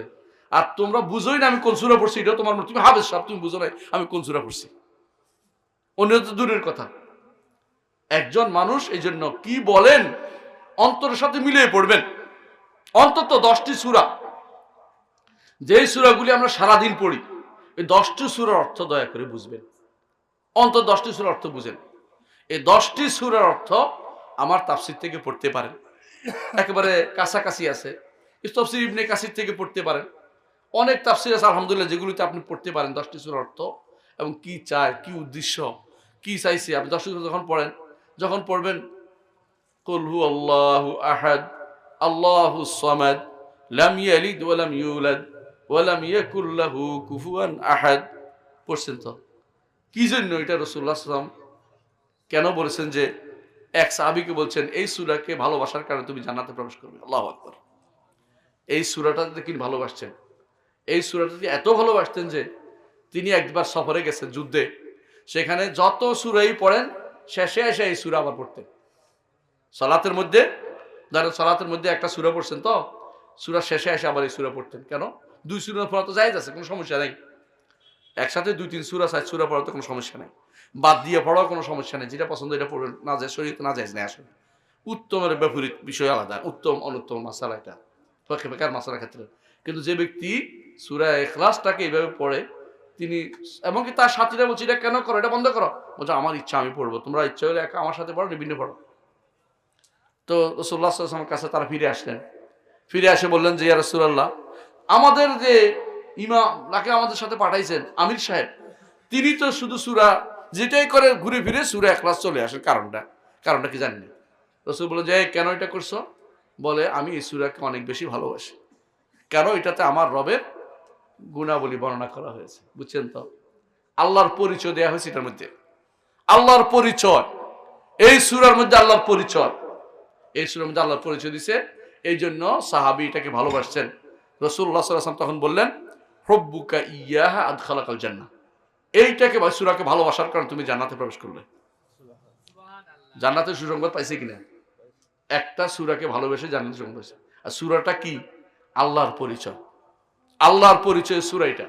কিন্তু আমি তো প্রতিদিনই সূরা ইখলাস আর ফালাক, সূরা ইখলাস আর সূরা কাফিরুন আর ইখলাস দিয়ে ফজরের সালাতের আগে সুন্নত পড়ি, তো আমরা পড়ি না? এটা হাদিসের সাব্যস্ত।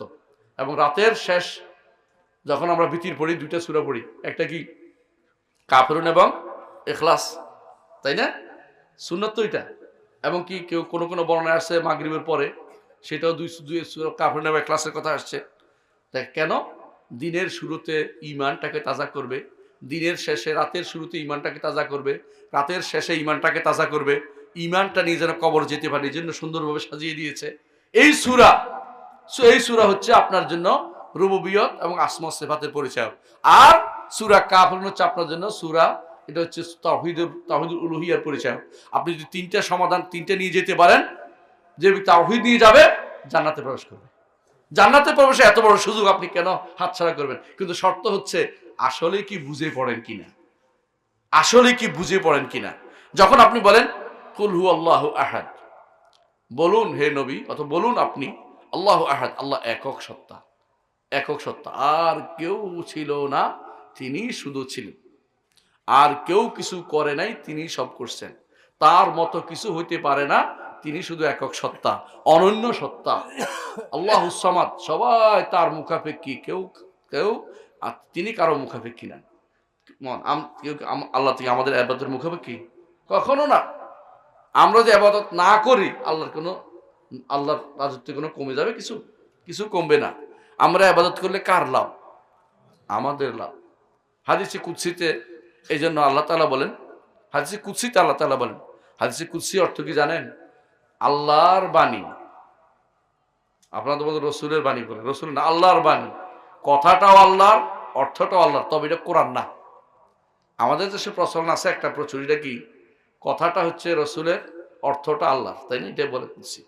কিন্তু সত্য হচ্ছে হাদিসে কুদসির কথাও আল্লাহ আর অর্থটাও আল্লাহর, তবে এটা কোরআন না। কারণ কোরআন ছাড়া তো আল্লাহর আরো কথা আছে, আছে না? কোরআন ছাড়া আল্লাহর কথা আছে না? আল্লাহর কথার তো কোনো শেষ নাই।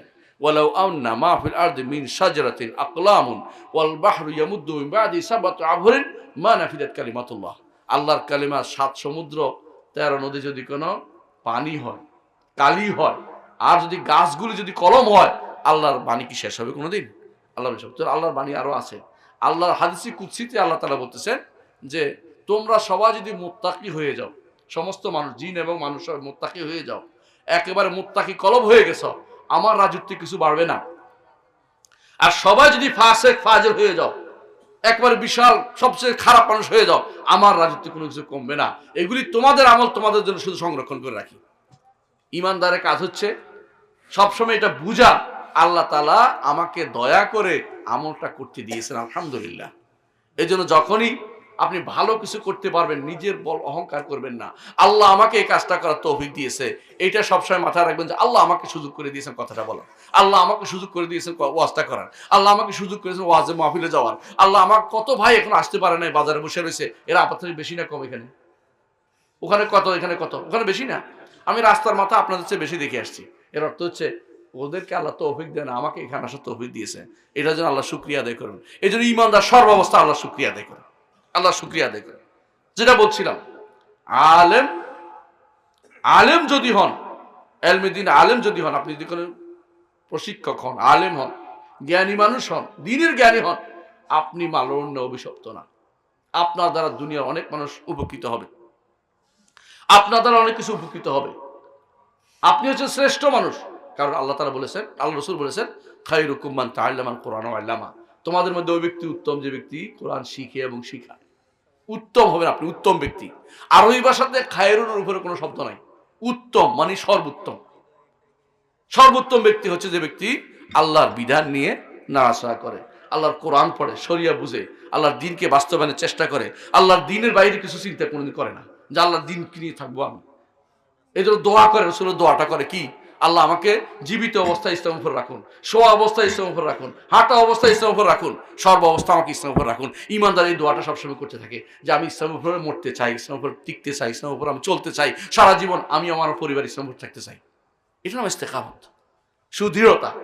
দ্বীনের উপরে দৃঢ়তা যদি অবলম্বন করতে পারেন আপনি, আপনি হচ্ছেন মৃত্যুর আগে আল্লাহ আপনাদের সুসংবাদ পাঠাবে জান্নাতের। দলিল কোরআনে আল্লাহ বলেছেন, ইন্নাল্লাযীনা ক্বালু রাব্বুনাল্লাহ সুম্মা ইসতাকামু তাতানাজ্জালু আলাইহিমুল মালায়েকা আল্লা তাখাফু ওয়া লা তাহজানু ওয়া আবশিরু বিল জান্নাতিল্লাতী কুনতুম তুআদুন। আল্লাহ তাআলা বলছেন কোরআনে কারিমে আয়াতে বলছেন যে যারা বলে আমার রব হচ্ছেন আল্লাহ, তারপর রবের সমস্ত নির্দেশ মেনে সুদৃঢ়ভাবে দ্বীনের উপর টিকে থাকে, সে মরার আগে ফেরেশতারা তখন তার জন্য সুসংবাদ নিয়ে আসে। ঈমানদার তখন মরার আগে সুসংবাদ নিয়ে আসে। হাদিসে রাসূলুল্লাহ সাল্লাল্লাহু আলাইহি ওয়াসাল্লাম বলেছেন, কি সুসংবাদ আনে জানেন? জান্নাত থেকে কাফনের কাপড় নিয়ে আসে, সেটা আপনি দেখবেন না। আর সুগন্ধি নিয়ে আসে। কি জন্য নিয়ে আসে? আপনার রুটাকে এর ভিতরে ঢুকাবে, পেঁচাবে, পেঁচাইয়ে উপরের দিকে উঠবে, যদ্দূর যাবে অদ্দূর সুগন্ধিটা ভর্তি হয়ে যাবে, সব জায়গায় আসমান পর্যন্ত ভর্তি হয়ে যাবে।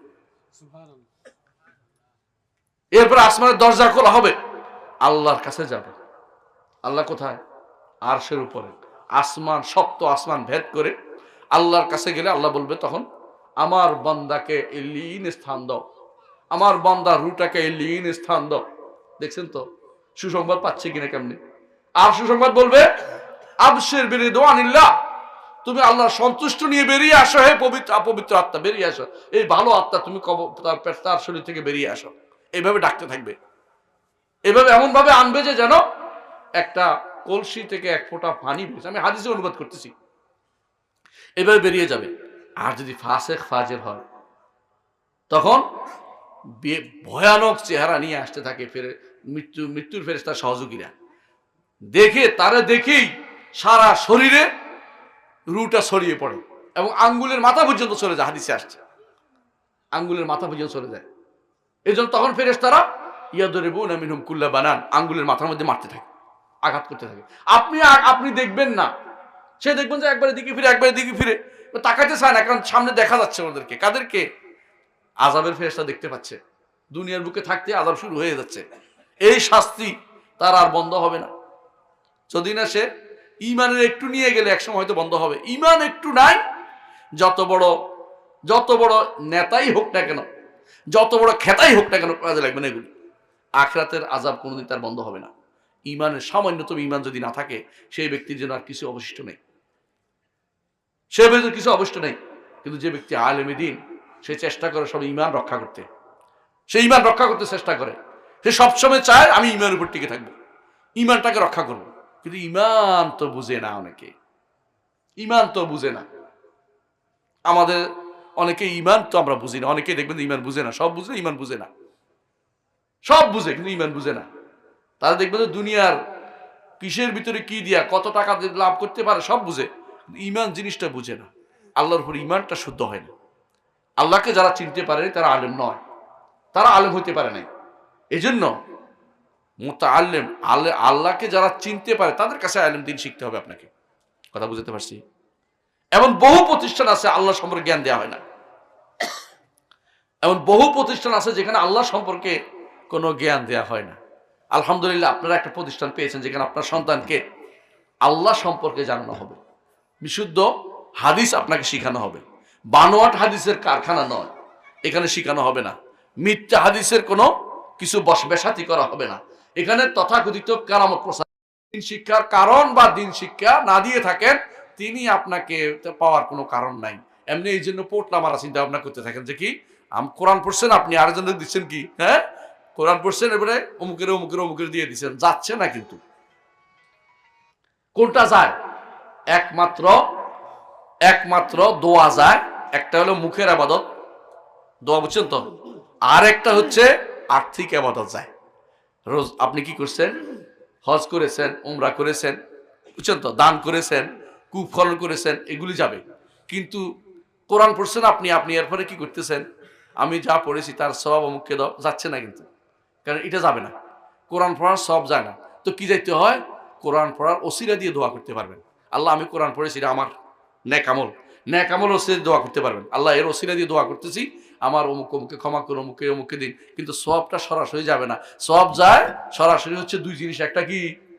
মুখের জিকির, দোয়া, মুখ দিয়ে যেটা বলছি, মুখ দিয়ে দোয়া যেটা করতেছি, বুঝছেন তো? আর একটা হচ্ছে যেটা আর্থিক ইবাদত। এই দুইটা সরাসরি আরেকজন থেকে করা যায়, কি আরেকজনের জন্য করা যায়। কিন্তু যেটা সালাত বলেন, সাওম বলেন, সালাত আছে না, আরেকজনের সালাত আদায় করলে হবে না, আরেকজনের কোরআন তেলাওয়াত করলে হবে না, আরেকজনের জন্য মানে যেটা আপনার শারীরিক ইবাদত, এটা আরেকজনের জন্য করতে পারে না কেউ। তো সাওম পালন করতে পারেন কিনা? যদি মান্নত থাকে এটা আপনি আদায় করবেন, ওয়াজিব আদায় করতেছেন। কিন্তু এর বাইরে একজনের থেকে একজন সাওম আদায় করার অনুমতি নেই, একজন সাথে সালাত আদায় করার অনুমতি নেই। বুঝছেন কথাটা? মানে নিয়ম হচ্ছে এটা আর্থিক ইবাদত শুধুমাত্র অন্যের জন্য করতে পারেন। আপনার সন্তান আপনার জন্য দোয়া করলে কি লাভ? আপনি মরেও অমর। আপনার সন্তান 3টা কাজ করবে। মনে করেন রাসূলুল্লাহ সাল্লাল্লাহু আলাইহি ওয়াসাল্লাম কি বলেছেন? একটা মানুষ মারা গেলে 3টা দিন বাকি থাকে। একটা কি? নেক আমল। একটা কি? নেক সন্তান, তার জন্য দোয়া করবে। আরেকটা কি? সাদাকা জারিয়া। আরেকটা কি? ইলমুন ইউনতাফাউ বিহি, এমন ইলম যে ইলম দিয়ে উপকৃত হওয়া যায়। আপনার সন্তান যদি আলেম হয়ে যায়, আপনি 3টা পাচ্ছেন একসাথে। বোনাস। আপনার সন্তান আলেম হলে সে আপনার জন্য দোয়া করতে পারবে, সে আলেম হয়েছে এলমুন ইউনতাফাউ বিহি, উপকৃত হওয়া যায়, এবং সে নিজেই একটা সদাকা হয়ে গেছে, উম্মতে মুসলিমার জন্য সদাকা, আলেম হিসেবে সবার জন্য সে সদাকা হয়ে গেছে। সুবহানাল্লাহ। আপনি আপনার সন্তানকে সেজন্য আপনি আলেম বানান, আপনার আপনি তো আলেম এলেম হয়ে যান, এলেমের কোনো বয়স নাই। সাহাবায়ে কেরাম বেশিরভাগ মানুষে কি ছিলেন? বয়স্ক ছিলেন, নাকি ছোট বাচ্চা ছিলেন? বয়স্ক ছিলেন। শুধু আলী রাদিয়াল্লাহু আনহু ছোটদের মধ্যে 10 বছরের ঈমান আনছে, এর বাইরে বেশিরভাগ মানুষের বয়স্ক ছিলেন। সাহাবায়ে কেরামের বেশিরভাগ তারা তো তালেবে ইলম ছিলেন, রাসূলুর দরবারে ইলমের জন্য বসতেন। কিভাবে বসতেন ইলমের জন্য জানেন? একজন বসতো, একজন ঘুরে আসতো, বলতো তুমি আমার পক্ষ থেকে বসে থাকো, কিছু ছুটে যাবে, আমি এসে তোমার থেকে শুনবো, আগামী দিন আমি বসবো, তুমি যাইবা, কারণ খাবার তো লাগবে। পালাক্রমে তারা বসছেন ইয়ার জন্য, এলিম অর্জনের জন্য। আর আমরা এলিম অর্জনটাকে বানিয়ে নিয়েছি দুনিয়ার জ্ঞান অর্জন, দুনিয়ার জ্ঞান বানিয়ে ফেলেছি। এটাকে আমরা যে কোনো এলেম মনে করে বসে আছি। না, সব এলেম না, সব এলেমের জন্য এত কিছু আসে নাই, শুধু দ্বীনের এলেম, ওহীর এলেমের জন্য এত সুসংবাদগুলি এসেছে। একটা এইটাই ফরজ হিসাবে রাসূলুল্লাহ সাল্লাল্লাহু আলাইহি ওয়াসাল্লাম বলেছেন, তালাবুল ইলমি ফরিদাতুন আলা কুল্লি মুসলিম। প্রতিটি মুসলিমের ফরজ হচ্ছে দ্বীনে ইলম অর্জন করা, অন্যটা অর্জন করা ফরজ না। দুনিয়ার প্রয়োজন যতটুকু আপনার করবেন নাজায়েজ না, কিন্তু ফরজ হচ্ছে অবশ্যই দ্বীনে ইলম থাকতে হবে। দ্বীনে ইলম থাকার পর অন্য কিছু আপনি অর্জন করবেন, নাজায়েজ বলতেছি না আমি, কিন্তু ওইটা আপনাকে ফরজ করে দেয় না কেউ শরীয়তে। ফরজ হচ্ছে অবশ্যই আপনাকে দ্বীনে ইলম শিখতে হবে। আপনি হয়তো বলবেন আমি কত শিখবো, আপনি লেগে থাকেন, তালেব ইলম হিসেবে লেগে থাকলে আপনার লাভ আছে। আপনার জন্য সমুদ্রের মাছ আপনার জন্য দোয়া করবে, পিঁপড়া আপনার জন্য দোয়া করবে, ফেরেশতারা আপনার জন্য দোয়া করবে। এটা হাদিস দ্বারা সাব্যস্ত সবগুলি। ফেরেশতারা আপনার জন্য দোয়া করবে। তাহলে আপনার লাভ আর লাভ, আপনার কোনো ক্ষতি নেই, একটুও ক্ষতি নেই, আপনার শুধু লাভ হচ্ছে। শুধু আপনি ইলমের দরজায় থাকেন, আপনি শিখার জন্য আসেন। একটা গল্প বলি, শুনে আসতে যাবেন। সেটা কি? আমাদের শেখ মোহাম্মদ বিন সালেহ আল উসাইমিন রাহিমাহুল্লাহ একদিন তিনি একজনকে বললেন যে আমি কি বলছি বলো তো, আমি কি বলছি বলো তো। তো বলছে আমি পারি না। তো তুই বসে আছো কেন? তো বলছে আমি বসে আছি এই জন্য, আপনার মুখে শুনেছি যে আমরা এমন একটি গোষ্ঠী যাদের কাছে কেউ বসলে হতবাগা হয় না। আমি চাচ্ছি আমি যেন হতবাগা না হই, এদের সাথে বসলে তো সৌভাগ্যবান, ওই জন্য বসে আছি। শেখ মোহাম্মদ সালেহ আল উসাইমিন তিনি খুব খুশি হলেন, বলেন যে আলহামদুলিল্লাহ, আমি তাকে কি ধমক দিয়ে শিখাবো, সে তো আরো ভালো দিন শিখছে আলহামদুলিল্লাহ। তার অন্তরের ভিতরে আছে আমি তালেব ইলম হয়ে থাকতে চাই, এখানে বসলে আমি এদের সাথে থাকতে চাই। রাসূলুল্লাহ সাল্লাল্লাহু আলাইহি ওয়াসাল্লাম একটা উদাহরণ দিয়েছেন। কি শোনেন। একবার রাসূলুল্লাহ সাল্লাল্লাহু আলাইহি ওয়াসাল্লাম আলোচনা করতেছিলেন, তিনজন আসছে। একজন এসে বসে গেছে, ইলম অর্জন করতেছে, শুনতেছে রাসূলুল্লাহ। আরেকজন এসে পিছনে বসছে, হ্যাঁ, আরেকজন এসে এক পাশ দিয়ে পার হয়ে চলে গেছে। আরেকজন প্রয়োজনে এসে বসছে, মানে প্রয়োজনটা এসে বসছে। তো রাসূলুল্লাহ সাল্লাল্লাহু আলাইহি ওয়াসাল্লাম উদাহরণ দিলেন যে একজন, আমি যেন একটা খাবার নিয়ে বসেছি, একজন এসে খাইতে পারলো, আরেকজন লজ্জা করে পিছনে খাইতে পারলো না, আরেকজন মুখ ফিরিয়ে চলে গেল, সে কিছুই পাইল না। তো একজন বললো যে ইয়া রাসূলুল্লাহ, সে তো তার দরকারে আসছে। দরকারে আসলো, আমরা এমন একটা গোষ্ঠী যাদের কাছে কেউ বসলে কোনো হতবাগা হয় না, এই জন্য আপনি লাভবান হচ্ছেন। আপনি এখানে বসলেই লাভবান হবেন। ইলমের মজলিসে বসার ক্ষেত্রে আপনি কোনোদিন সামান্যতম চিন্তা করবেন যে আসলেই আমার এখানে বসা কি উচিত কি না, বসার দরকার আছে এখানে। তবে শর্ত হচ্ছে একটাই ভাই, ইলমটা যেন সত্যিকার ইলম হয়। এমন কোনো দরবারের কাছে যাবেন না, দরবার যাওয়া নিষেধ। আল্লাহ রাসূল আমাদের কোনোদিন দরবারে যেতে বলে নাই, আমাদেরকে বলছে আলেমের কাছে যেতে। আমার দরবার বলে নাই, আলেমের কাছ থেকে শিখতে বলছে, এবং নিজে মুতাআল্লিম হতে বলছে। যারা আপনি বুঝতে পারছেন যে এরা আপনাকে কোরআন সুন্নাহ দিয়ে দলিল দেয়, কথা বলে না, প্রতিটি কথা তাদের আকাবেররা বলছে, অথবা মুখে বলছে, তমুকে বলছে, বুঝবেন যে এরা কোনদিন আপনাকে সঠিক পথ দেখাচ্ছে না, এরা জাহেল, এরা কোরআন সুন্নাহ থেকে দলিল দিয়ে কথা বলতে পারে না। কোরআন সুন্নাহ দিয়ে সারা রাত ওয়াজ করে যায় না? যায় কিনা? যায়। কিন্তু তারা এটা পছন্দ করে না, শুধু কাহিনী আর কাহিনী বলতে চায়, শুধু কাহিনী আর কাহিনী। হ্যাঁ, কোরআন সুন্নাহর কাহিনী বলুন, কোরআন সুন্নাহর কাহিনী নাই। এই ইলমের জন্য কোরআন সুন্নাহর কাহিনী আপনি শোনেন। মুসা আলাইহিস সালাতু ওয়াস সালাম একবার তার কওমের মধ্যে দাঁড়িয়েছেন ওয়াজ করতে।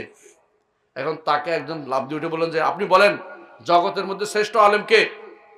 তো মুসা আলাইহিস সালাতু ওয়াস সালাম বুঝছেন তিনি আল্লাহর রাসূল এবং তিনি হচ্ছেন বড়, মানে রাসূল হিসেবে তিনি বলেন যে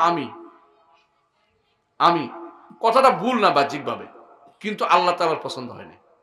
আল্লাহ তাআলা বললেন যে মূসা আপনার থেকেও জ্ঞান লোক আছে, ফাওকা কুল্লি যি ইলমিন আলিম, জ্ঞানীর উপরে জ্ঞানী আছে।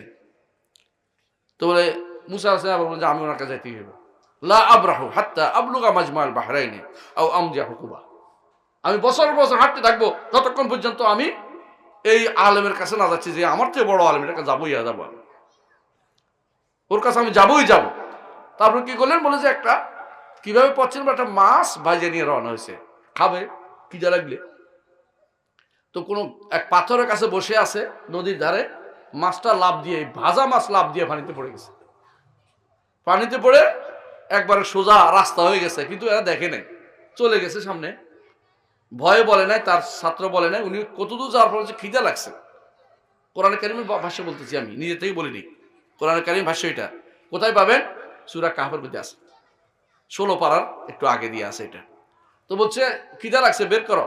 বলছে আমি যেখানে বসছিলাম সেখান থেকে লাফ দিয়ে মাছটা পড়ে গেছিল, আপনার বয়ে বলা হয়নি ওখানে যাই। আবার পিছনে আসছে একদিন, রাস্তা হাঁটে আসে দেখে যে সুন্দর রাস্তা পড়ে আছে, এই রাস্তা দিয়ে পানির ভিতরে যাইতে তারা কারে পাইছে? খাদিরকে পাইছে, খেদির। তবে খিদির মরে গেছে, এখন কিন্তু জীবিত নাই। এখন কেউ বলছে খিদির আশা করে বসে আছে, সে জাহেল। খিদির বহুত আগে মরে গেছে, রাসূলুল্লাহ সাল্লাল্লাহু আলাইহি ওয়াসাল্লাম যুগ জীবিত ছিল না, রাসূলের যুগ জীবিত ছিল না। এই জন্য যারা খিদির আশা বসে আছে এরা জাহেল সবগুলি, বুঝেন কথাটা? এরা মানুষকে ধোঁকাবাজি করতেছে। খিদির মরে গেছে, রাসূলুল্লাহ সাল্লাল্লাহু আলাইহি ওয়াসাল্লাম আগে মরে গেছে, কারণ রাসূলের সময় কোনো ব্যক্তি জীবিত ছিল, কোনো নবী জীবিত ছিল না দুনিয়ার বুকে। হ্যাঁ, আসমানের উপরে আছে একজন, তিনি ছিলেন, তিনি আবার আসবেন পরবর্তীতে, কিন্তু দুনিয়ার বুকে কেউ থাকলে বদর যুদ্ধে হাজির হওয়া ফরজ ছিল, বদর যুদ্ধে অংশগ্রহণ করা, কিন্তু আসে না। তিনি অর্থ সত্য না, কোনো খিদির জীবিত নেই। তো আলাকুল্লাহ তিনি কি করছেন, ওই খিদির সাথে দেখা হচ্ছে, আমি আপনার কাছে শিখতে চাই, যা আপনি জান, তুমি সবর করতে পারবে না, সেই ঘটনা আপনারা জানেন, আমি লম্বা করছি না। শুধু একজন নবী ইলম অর্জনের জন্য কদ্দুর গেছেন, খেয়াল করছেন? আর আল্লাহ তার নবীকে বলছেন ওয়াকুর রব্বি জিদনি ইলমান, আর আপনি বলুন হে নবী রব্বি জিদনি ইলমান, আল্লাহ আমার ইলম বাড়িয়ে দিন। সম্পদ বাড়াইতে দোয়া করছে, শক্তি বাড়াই দোয়া করছে, কি জন্য দোয়া করছে? ইলম বাড়িয়ে দেওয়ার জন্য। এমন ইলম এমন এক জিনিস যেটা শুধু বাড়তেই হয়, এটা কমাইতে হয় না। এটা বাড়তে হলে চর্চা করতে হয়, বাড়তে হলে চর্চা করতে হয়, বাড়তে হলে পড়তে হয়, না পড়লে বাড়ে না। যত পড়বেন তত বাড়বে। ফার্সিতে বলে ইলম বা বাহাস, যত পড়বেন তত ইলম বাড়বে। মাল বে তিজারত, সম্পদ বাড়বে ব্যবসার মাধ্যমে। মুলুক বে সিয়াসত, হ্যাঁ, তথাগত রাজনীতি করে রাজত্ব পাইবেন, কিন্তু ইলম অর্জনের জন্য অবশ্যই আপনাকে ইলমের দরজায় যেতে হবে। আমরা অনেকেই নেতা হয়ে গেছি ইলম অর্জনের আগেই, এমন এমন কথা বলি, বাচ্চারাও হাসে, এমন কথা আমরা বলি, নেতা হয়ে গেছে এক একজন, আছেন আপনাদের মধ্যে বড় নেতা হয়ে গেছে। এরপরে ইলমের মজলিস তো খালি, কিন্তু কথা একটা কইতে হইব, দাওয়াত তো দিছে, এখন বানিয়ে বানিয়ে কথা বলে, কারণ তার কাছে ইলম নাই। এই জন্য সলফে সালিন একটা কথা বলতেন, এবং যে সাহাবা ইকরাম থেকে বর্ণিত আছে, তারা বলতেন তাফাক্কাহু ক্বাবলা আন তুসাওয়াদু, নেতা বানানোর আগে তোমরা আগে ইলম অর্জন করো। কারণ নেতা বানাইলে দুইটা কাজ, আপনি ইলম অর্জন করতে পারবেন না। এক নম্বর কারণ হচ্ছে আপনার সময় হবে না পড়ার, মানুষের কাজ ব্যস্ত থাকবেন। 2 নম্বর হচ্ছে আপনার মধ্যে অহংকার আসবে। আপনি মনে করবেন আমি এখন কি আর নয়নের কাছে পড়তে যাবো, ব্যবসায়ী আছিল, এ তো বড় কিছু না, আমি এর কাছে কেন শিখবো, আমি এখন নেতা, হ্যাঁ, ও তো এখন খেতা, হুজুর হচ্ছে মসজিদের ইমাম সাহেব, তার কাছে বসা কি আমার শোভা পায়? পড়বেন না। আপনি কেন পড়বেন না? আপনার কাছে অহংকার বোধ, অহংবোধ আছে। আপনার অহংবোধ যার আছে সে ইলম অর্জন করতে পারে না। এই জন্য আলেমরা সবসময় বলতেন যার 2টা জিনিস আছে ইলম অর্জন করতে পারবে না, একটা হচ্ছে মুস্তাকবির, একটা মুস্তাহি। লজ্জা করছে সে শিখতে পারবে না, আর অহংকারী সেও শিখতে পারবে না। এই জন্য ইলম অর্জন করতে হয় ছোট বয়সে ইলম অর্জন করতে হবে। ইলম অর্জন করার এই প্রতিষ্ঠানগুলোকে টিকিয়ে রাখবেন এবং নিজের সন্তানকে পড়াবেন, নিজে পড়বেন, এসে বসে থাকবেন না, এসে আপনি পড়ার চিন্তা ভাবনা করবেন। এখানে কিছু বই রাখতে বলবেন যেগুলো আমরা পড়তে পারি, এভাবে বলবেন। প্রয়োজনে একটা লাইব্রেরি করে দিবে আপনাদের জন্য, মেয়েদের জন্য মারা নিয়ে আসে তাদের জন্য লাইব্রেরি করে দিবে, বাবারা নিয়ে আসে লাইব্রেরি করে দিবে, একটা পড়ে একটা ফেরত দিবেন। আপনি যে ইলম অর্জন করবেন দেখে আমার খুশি করার জন্য, কারে খুশি করবেন? আল্লাহকে খুশি করবেন। আপনার ইলমের মাধ্যমে আল্লাহ তাআলা খুশি হবেন। এবার আপনি তালেবে আলেম হিসেবে নাম লেখাই পেলেন, তালেবে আলেম হিসেবে নাম লেখাইলে কি লাভ? আমার নবী সাল্লাল্লাহু আলাইহি ওয়াসাল্লাম যেটা বলেছেন যে তালেবে আলেম বা আলেম যে হবে তার মর্যাদা কতটুকু বলছেন, যে তারকাগুলির চেয়ে চাঁদের মর্যাদা যেমন বেশি আলোর দিক থেকে, তেমনি তার মর্যাদা সবচেয়ে বেশি। দুনিয়ার মানুষ এলমের মর্যাদা এইভাবে শিখেছে, এলম দ্বারা দুনিয়া আলোকিত হয়, কিন্তু অন্য কিছু দিয়ে অন্য কিছু আলোকিত হতে পারে, অন্য কিছু আলোকিত জন্য এলেম ছাড়া কোনো কিছু আলোকিত হয় না। আর এলেম যদি আপনার থাকে, এলেমের একটা পথ রচনা করছেন, রাসূলুল্লাহ সাল্লাল্লাহু আলাইহি ওয়াসাল্লাম বলেছেন সাহালাল্লাহু লাহু তরিকান ইলাল জান্নাহ, জান্নাতের পথ আপনার জন্য সহজ করে দেয়া হবে। এই জন্য প্রিয় ভাইরা, বিশুদ্ধ এলেম দরকার, শুধু এলেম না, বিশুদ্ধ এলেম দরকার। বিশুদ্ধ এলেম আপনাকে কি করবে? বিশুদ্ধ আমলের দিকে নিয়ে যাবে। আর যদি এলেম না থাকে, যে কেউ আপনাকে বোকা বানাতে পারে। আমি আমার ইসলামী বিশ্ববিদ্যালয়ের এক স্যারকে যখনই দেখি, উনি সারা জীবন করছে ছাত্র ইউনিয়ন, নাম দিলে নাম করে রেখে যান না, আবার মানে বামপন্থী রাজনীতি করছে, হঠাৎ করে ইসলামের দিকে ফিরে আসছে। এখন তিনি আমারে কয়দিন পর নেয়ামুল কোরআন থেকে উদ্ধৃতি দিয়ে দিয়ে পাঠায়। নেয়ামুল কোরআন বুঝছেন তো? নেয়ামুল কোরআন ছিলেননি? নেয়ামুল কোরআন, আর যদি কোনো মকসুদুল মুমিনিন, আর যদি রাহাতুল আশিকিন, আরো কত কত নাম যে আছে তার হিসাব নাই, লজ্জাতুন নিসা, আরো কি কি নাম, নাম তো ভর্তি লজ্জা লাগে। এই সমস্ত নাম দিয়ে বই লিখছে অনেক আছে, বুঝছেন? এগুলি কোনো এলমি বই না, এগুলি হচ্ছে এগুলি হচ্ছে পুঁথির মতো বানোয়ার জিনিসে ভর্তি। তো স্যার যেটাই পাঠায়, উনি আমার মুরব্বী মানুষ, স্যার যেটাই পাঠায়, স্যার এটা তো শুদ্ধ না, এটা বানোয়াট কথা। এমন রাগ করে একদিন বললো আপনারটাই শুধু শুদ্ধ, আমরা বলি সব বানোয়াট হয়ে যায়। তো আমি বললাম স্যার আমি কি করতাম, আপনার শুদ্ধ করতে আমি চাই। তো বললাম স্যার আপনার কিছু বই বই পাঠাবো, আমি এত বছর যাই পড়ছি সব বাদ দিছো? না, সব বাদ হয়ে গেছে আপনার, কারণ আপনি যেখান থেকে খেতে হবে ওটা শিখেন নাই। কথা বুঝেন কিনা? আপনি যদি কোনো এই জাম গাছে উঠে না, কেউ জাম গাছে উঠে যদি কোনো বোরা খেয়ে ফেলেন, এই জন্য যে এটাও তো কালো কালো আছে। হ্যাঁ, আফগানি একটা আমাদের দেশে আসছিল এই ব্যবসা করতে, আফগানি বলতে পাঠান বলে আর ওদেরকে, তাই না? যাদেরকে আপনারা কি বলেন, গাট্টিওয়ালা বলতো আগেকার সময়, ওরা আসতো বুস্কিওয়ালা বলে, বা এরা পাখতুন পাঠানিরা আসতো, ব্যবসা করতে আসতো। তো তাদেরকে একজন বলছে, তখন বলছে কি খাও? কালো কালোগুলি খাই। তো এই গাছে ওইটা কালো খাইতে যাইয়া বউরাও খেয়ে বলতেছে, বউরা তো কঁ কো করতেছে, বলতে ক্যা করেগা কোঁ করেগা নি ছোড়েগা, কালো কালো যত্ন মেলেগা সব খালেগা, কালো কালো সব খাই বলতেছে। তা আপনি তো যখন এলেম অর্জন করতে গেছেন, যত পাইছেন সবই নিছেন, শুদ্ধটা কিন্তু খুঁজে দেখেন না কোনদিন যেটা শুদ্ধ কিনা। কথা বুঝছেন কিনা? হ্যাঁ, আপনি শুদ্ধ নিতে হবে, কম নেন তবে শুদ্ধ নেন, কম নেন তবে শুদ্ধটা নেন। এলেমটা বিশুদ্ধ নেবেন, আমলটা বিশুদ্ধ হবে।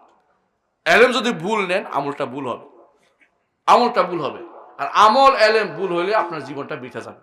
শুদ্ধ এলেম শেখার চেষ্টা করুন, শুদ্ধ কোথায় আছে খুঁজে বের করুন। কোরআন এবং সুন্নাহর সঠিক ব্যাখ্যা আপনাকে আলেমদের থেকে নিতে হবে। ইমাম ইবনে কাসিরের তাফসির থেকে নিন, ভালো পাবেন। কিন্তু আপনি যদি কোনো রাজির তফসির থেকে নেন, খারাপ পাবেন। সোজা বলে দিলাম, বুঝাই দিলাম, বুঝছেন তো কথাটা? যদি আপনি হাদিসের বুখারী মুসলিমের হাদিস, বুখারী মুসলিম থেকে নেন, সহিহ হাদিস পাবেন, অথবা কুতুবুস সিত্তা থেকে নেন, সহিহ হাদিস অনেকগুলি পাবেন। কিন্তু আপনার মনে হয়েছে মওযুআতুল কুবরা থেকে নেবেন, তো 12 হাদিস পাবেন। কথা বুঝছেন? অথবা এমন হাদিস ফেরদাউস একটা বই আছে, ওই বই থেকে নেবেন, অথবা কানজুল উম্মাল থেকে নেবেন, 12 হাদিস পাবেন, ভর্তি, অনেক ভর্তি 12 হাদিস পাবেন। আপনাকে জানতে হবে কোনটা নিলে আমি বিশুদ্ধতা নিতে পারলাম। ভাইরে, বিশুদ্ধর কারণটা কি আমি বলি আপনাকে। বাজারে গেলে আপনি মাছ কিন্তু পচাটা কিনেন না, কিনেন না কেন? পচা মাছ খাইলে পেট খারাপ করবে, ও পয়সায় গেল, পেটে গেপে কোনো কাজ হইল না। আপনি যদি মনে করেন পেট পুরাইলেই হইব, পেট পুরাইলেই হইব, তাহলে পচা মাছও কিনতে পারতেন। পচা মাছ কেন কিনেন না? পচা মাছ খাইলে আমার পেটে সহ্য হবে না, পচা মাছ খাইয়ে করে আমার পেটে আরো যা আছে তাও চলে যাবে, প্রোটিনটাও নষ্ট হয়ে যাবে, এতদিন যা কষ্ট করে এইটা ওইটা খাই ঠিক করছে ওইটা শেষ হয়ে যাবে। তাহলে বোঝা গেল পচা জিনিস নেওয়া যাবে না, আপনাকে শুদ্ধটাই নিতে হবে। সহি আকীদা, সহি ঈমান, সহি আমল, সহি ইলম, এগুলি প্রত্যেকটা মানুষের জন্য, এটা প্রত্যেকের মানুষের নেওয়া উচিত।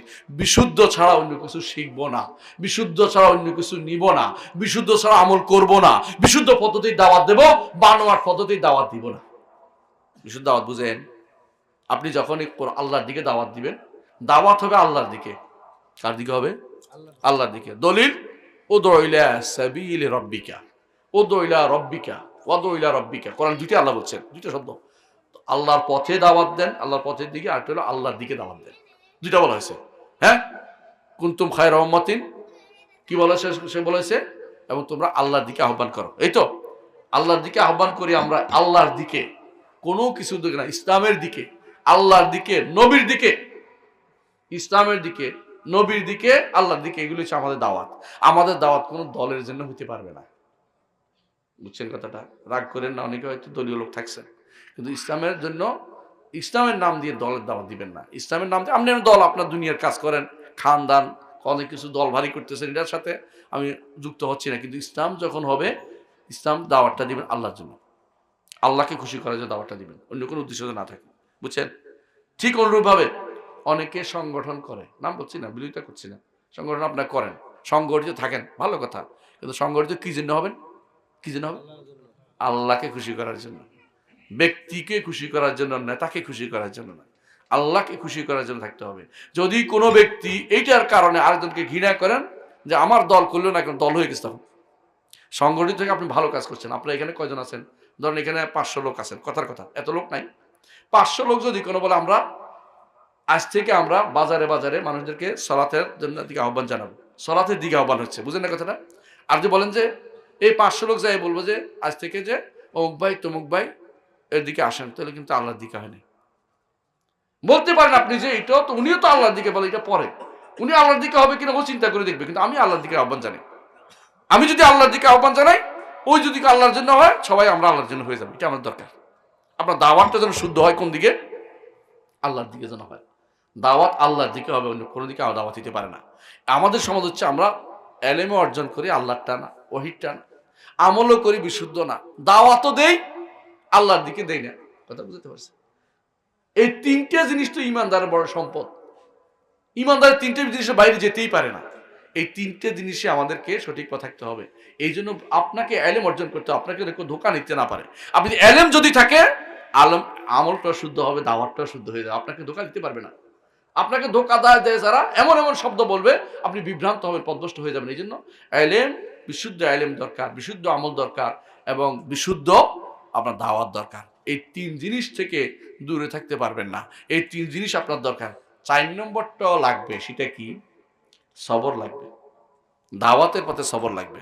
নবী রাসূলুল্লাহ সবর করেছেন, লেগেছিলেন। হাসরের মাঠে কোন কোন নবী আসবেন, একজনও অনুসারী নেই। কোন কোন নবী আসবেন, মাত্র একজন অনুসারী আছে, কিন্তু উনি দাওয়াত দেন নাই, দাওয়াত দিয়েছেন, লেগেছিলেন, কিন্তু মানুষ নেয় নাই। না নিয়ে তার কোনো ক্ষতি হয় নাই। মানুষ নেওয়ার জন্য কিছু ছাড় দিয়া, ওনার পক্ষ নিয়া, উনি যেমনি চলে তেমনি করিয়া, এটা কিন্তু ইসলামের নীতি না। কথা বুঝছেন কিনা? মানুষে ধরেন যদি মিলাদের বিরুদ্ধে কন, তো মানুষে আপনার কথা শুনবে না, দরকার হলে একটু মিলাদও করবো, কেমন করে ফেলবো, কি জন্য? মানুষের শোনানোর জন্য। কি শোনাইবেন? আপনি তো নিজে বরবাদ হয়ে গেছেন, আপনি নিজে শেষ হয়ে গেছেন। নিজের মাবদা ছেড়ে দিয়ে, নিজের নীতি ছেড়ে দিয়ে কোনোদিন কাউকে হেদায়েতের পথে আনতে পারবেন না। আপনি আগে নিজে হেদায়েতের পথে স্থির থাকুন, তাহলে মানুষ আপনাকে হেদায়েতের পথের পথিক হিসেবে দেখতে পাবে। তাদের সামনে আপনি হবেন কিরকম? আদর্শ ব্যক্তিত্ব। আপনার পথে চলছেন, আপনি কোনো একটা বেদাত করে কোনোদিন হেদায়েতের পথে দেখতে পারবেন না। মানে হ্যাঁ, বেদাত করে, বেদাতের প্রশ্রয় দিয়ে বেদাতের পথে আহ্বান জানাবেন, এটা হতে পারে না। আপনাকে সব হকটা বলতে হবে, সবর করতে হবে, যে মানুষ আসুক, আমি লেগে থাকি, সবর দাওয়াতের পথে লেগে থাকবো, সবর করতে থাকবো যতক্ষণ পর্যন্ত না এই সবর আমাকে মৃত্যু পর্যন্ত নিয়ে সবর করে যাব। এটা আল্লাহ রাসূল সাল্লাল্লাহু আলাইহি ওয়াসাল্লাম আদর্শ ছিল। রাসূলুল্লাহ সাল্লাল্লাহু আলাইহি ওয়াসাল্লাম বেশি মানুষের অনুসরণের জন্য কোনো ছাড় দেন নাই। ছাড়ের কথা আসছে কিনা, তার প্রস্তাব দেওয়া হয়েছে যে আপনাকে রাজা বানিয়ে দেব, আপনাকে সুন্দর স্ত্রী দিব, আপনাকে সম্পদ দিয়ে ধনী করে দিব। কোনোটাই নেন নাই। বলছে না, আমি এত কিছু চাই না, আমি শুধু চাই একটা কালিমা, লা ইলাহা ইল্লাল্লাহ। আর কারো ইবাদত করা যাবে না, একমাত্র আল্লাহর ইবাদত করতে হবে, এইটা চাই। ওই তোমাদের এসব প্রস্তাব আমার দরকার নেই, এত মানুষের অনুসরণ দরকার নেই, কিন্তু হকের পথে যে আছে তার সাথে আপনি থাকতে বলছে। রাসূল অনেক বেশি করতেন, রাসূল আগ্রহ বেশি ছিল যে উম্মতকে যেন হেদায়েতের, এই জাতিকে হেদায়েতের পথে কেমনে আনবে, এই জন্য তিনি সারাক্ষণ চিন্তা করতেন। আল্লাহ বলছেন আপনি এত চিন্তা করার দরকার নেই, হেদায়েত আমি দিব যার ইচ্ছা। রাসূল চেষ্টা করে যেতেন সবসময় যে সব যেন হেদায়েত প্রাপ্ত হয়। আল্লাহ তাআলা কোরআনে কারীম বলছেন, ওমা আলাইকা আল্লা ইয়াযাক্কা, এরা পবিত্র না, আপনার কোনো সমস্যা তো নাই, আপনি তো পৌঁছে দিয়েছেন, ওমা আলাইকা বালাগুল মুবিন, সুন্দর করে আপনি পৌঁছে দিয়েছেন, আপনি আর কি দরকার এত কিছু এত এক করতেছেন কেন? লাআল্লাকা বাখিউন নাফসাকা আল্লা ইয়াকুনু মুমিনিন, ঈমানদার না হলে কি নিজেকে মেরে ফেলবেন আপনি? এটা করেন না আপনি, আপনি এত ব্যস্ত হওয়ার দরকার নেই। আমি হেদায়েতের পথে যাকে নেব তাকে, আপনি এত ব্যস্ত হয়ে বসছেন কেন? ইন্নাকা লা তাহদি মান আহবাবতা ওয়ালাকিন্নাল্লাহ ইয়াহদি মান ইয়াশা, আপনি চাইলে হেদায়েত দিতে পারবেন না, আল্লাহ যাকে ইচ্ছা তাকে হেদায়েত দিবে, ঠিক কিনা? তাহলে আপনি সবর করবেন দ্বীনের উপরে, সবর করবেন আকীদার উপরে, সবর করবেন শরিয়ার উপরে। আপনি মানুষকে খুশি করার জন্য দ্বীনের কোনো অংশ সামান্য ত্যাগ করতে পারবেন না। এইটা যদি করতে পারেন, আপনি সবর করতে পারলেন, যে সবরটা মতলব উদ্দেশ্য, এটা যদি করতে পারেন আপনি ক্ষতিগ্রস্তদের মুক্ত হতে পারবেন। এতক্ষণ যা বলেছি সবটা হচ্ছে সূরা আসরের ব্যাখ্যা। আল্লাহ তাআলা কি বলেছেন? ওয়াল আসর ইন্নাল ইনসানা লাফি খুসর। শপথ করে বলছি, যোগের শপথ, কিসের? আসরের, সময়ের শপথ করছেন। ইন্নাল ইনসানা লাফি খুসর, প্রত্যেকটা মানুষ ক্ষতিগ্রস্ততার মধ্যে আছে। এই ক্ষতিগ্রস্ততা থেকে বাঁচতে হলে কি করতে হবে? ঈমান, ইল্লাল্লাযিনা আমানু ওয়া আমিলুস সালিহাত ওয়া তাওয়াসাউ বিল হাক্কি ওয়া তাওয়াসাউ বিস সবর। চারটি কাজ করতে হবে: ঈমান, আমলে সালেহ, হকের দাওয়াত দিতে হবে, হকের দাওয়াত দিতে হবে, শুধু দাওয়াত না, হকের দাওয়াত। সবর করতে হবে, নবী রাসূলরা যেভাবে সবর করেছে, ফাসবির কামা সাবারা উলুল আজমি মিনার রাসূল। আল্লাহ শিখিয়ে দিয়েছেন কিভাবে সবর করতে হবে। সবর করো, উলুল আজমি মিনার রাসূল যেভাবে সবর করেছে সেভাবে সবর করো। দিন লেগে থাকতে হবে, হক নিয়ে আমি নিজে প্রতিষ্ঠিত থাকবো, আরেকজনকে দাওয়াত দিব। হক ছেড়ে দিয়ে কাউকে দাওয়াত দিব না। হক ছেড়ে দাওয়াত দেওয়ার কোনো সুযোগ নেই, কথা কি বুঝছেন? হক ছেড়ে দিয়ে কোনো দাওয়াত চলবে না। তবে হকের উপর ঠিক থেকে আমি দাওয়াত, একজন অনুসারী হলেও নবীর কোনো ক্ষতি নেই। আপনার অনুসারী কম হতে পারে, কিন্তু হক ছেড়ে দিবেন না। হক ছেড়ে দিলে আপনি বিপদে পড়ে যাবেন, কারণ হক ছেড়ে দিলে আপনি আর নবীর পথে নাই, ইব্রাহিমের পথে নাই। ইব্রাহিম আলাইহিস সালাতু ওয়াস সালাম একা উম্মাহ, একজনই উম্মাহ। এই কথা কে বলেছে? আল্লাহ বলেছে কোরআনে কারীমে, ইন্না ইব্রাহিমা কানাত উম্মাতান কানিতান লিল্লাহি হানিফান ওয়া লাম ইয়াকুন মিনাল মুশরিকিন। ইব্রাহিম একাই উম্মত ছিলেন। একা উম্মত কেমনে হইল? একা তো একজনে না, কারণ সমস্ত উম্মতের জন্য তিনি কি? আদর্শ। এই যে আল্লাহ তাআলা বলেছেন তোমাদের জন্য ইব্রাহিম হচ্ছে উসওয়াতুন হাসানা, ওয়াল্লাযিনা, তার সাথে যারা আছে তারা হচ্ছে উসওয়াতুন, উত্তম আদর্শ। উত্তম আদর্শ হল ইব্রাহিমের মতো হন। ইব্রাহিম আলাইহিস সালাতুকে পাবেন। উত্তম আদর্শ আপনার কাছে কারা? মুহাম্মদুর রাসূলুল্লাহ সাল্লাল্লাহু আলাইহি ওয়াসাল্লাম। উত্তম আদর্শ হচ্ছে সাহাবায়ে কেরাম রিদওয়ানুল্লাহি আলাইহিম আজমাইন। উত্তম আদর্শ আমাদের সাহাবায়ে কেরামের সুন্দর অনুসারী চার ইমাম, আবু হানিফা, মালিক, শাফি, আহমদ।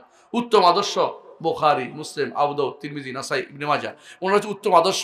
আদর্শ বাদ দিয়ে কোন দেশের কোন আমেরিকা, কোথাকার কোন আফ্রিকা, কোথাকার কোন আফ্রিকার জঙ্গলে যাইয়া আপনি আদর্শ খুঁজবেন, তা আপনার জন্য কোনোদিন আদর্শ খুঁজে পাবেন? মিথ্যা কথা করতেছে এরা। রাতের অন্ধকারে মিথ্যা কথা বানায়, দিনের বেলা প্রচার করে, কারামত বানাইতেছে, রাত দিন কারামত বানাইতেছে। এগুলো অনুসরণ করবেন না। আপনার কোরআন সুন্নাহর সত্যিকার দাওয়াত, সত্যিকার ইলম আপনি অনুসরণ করে চলেন, আল্লাহর কাছে আপনি ভালো কিছু পাবেন ইনশাআল্লাহ।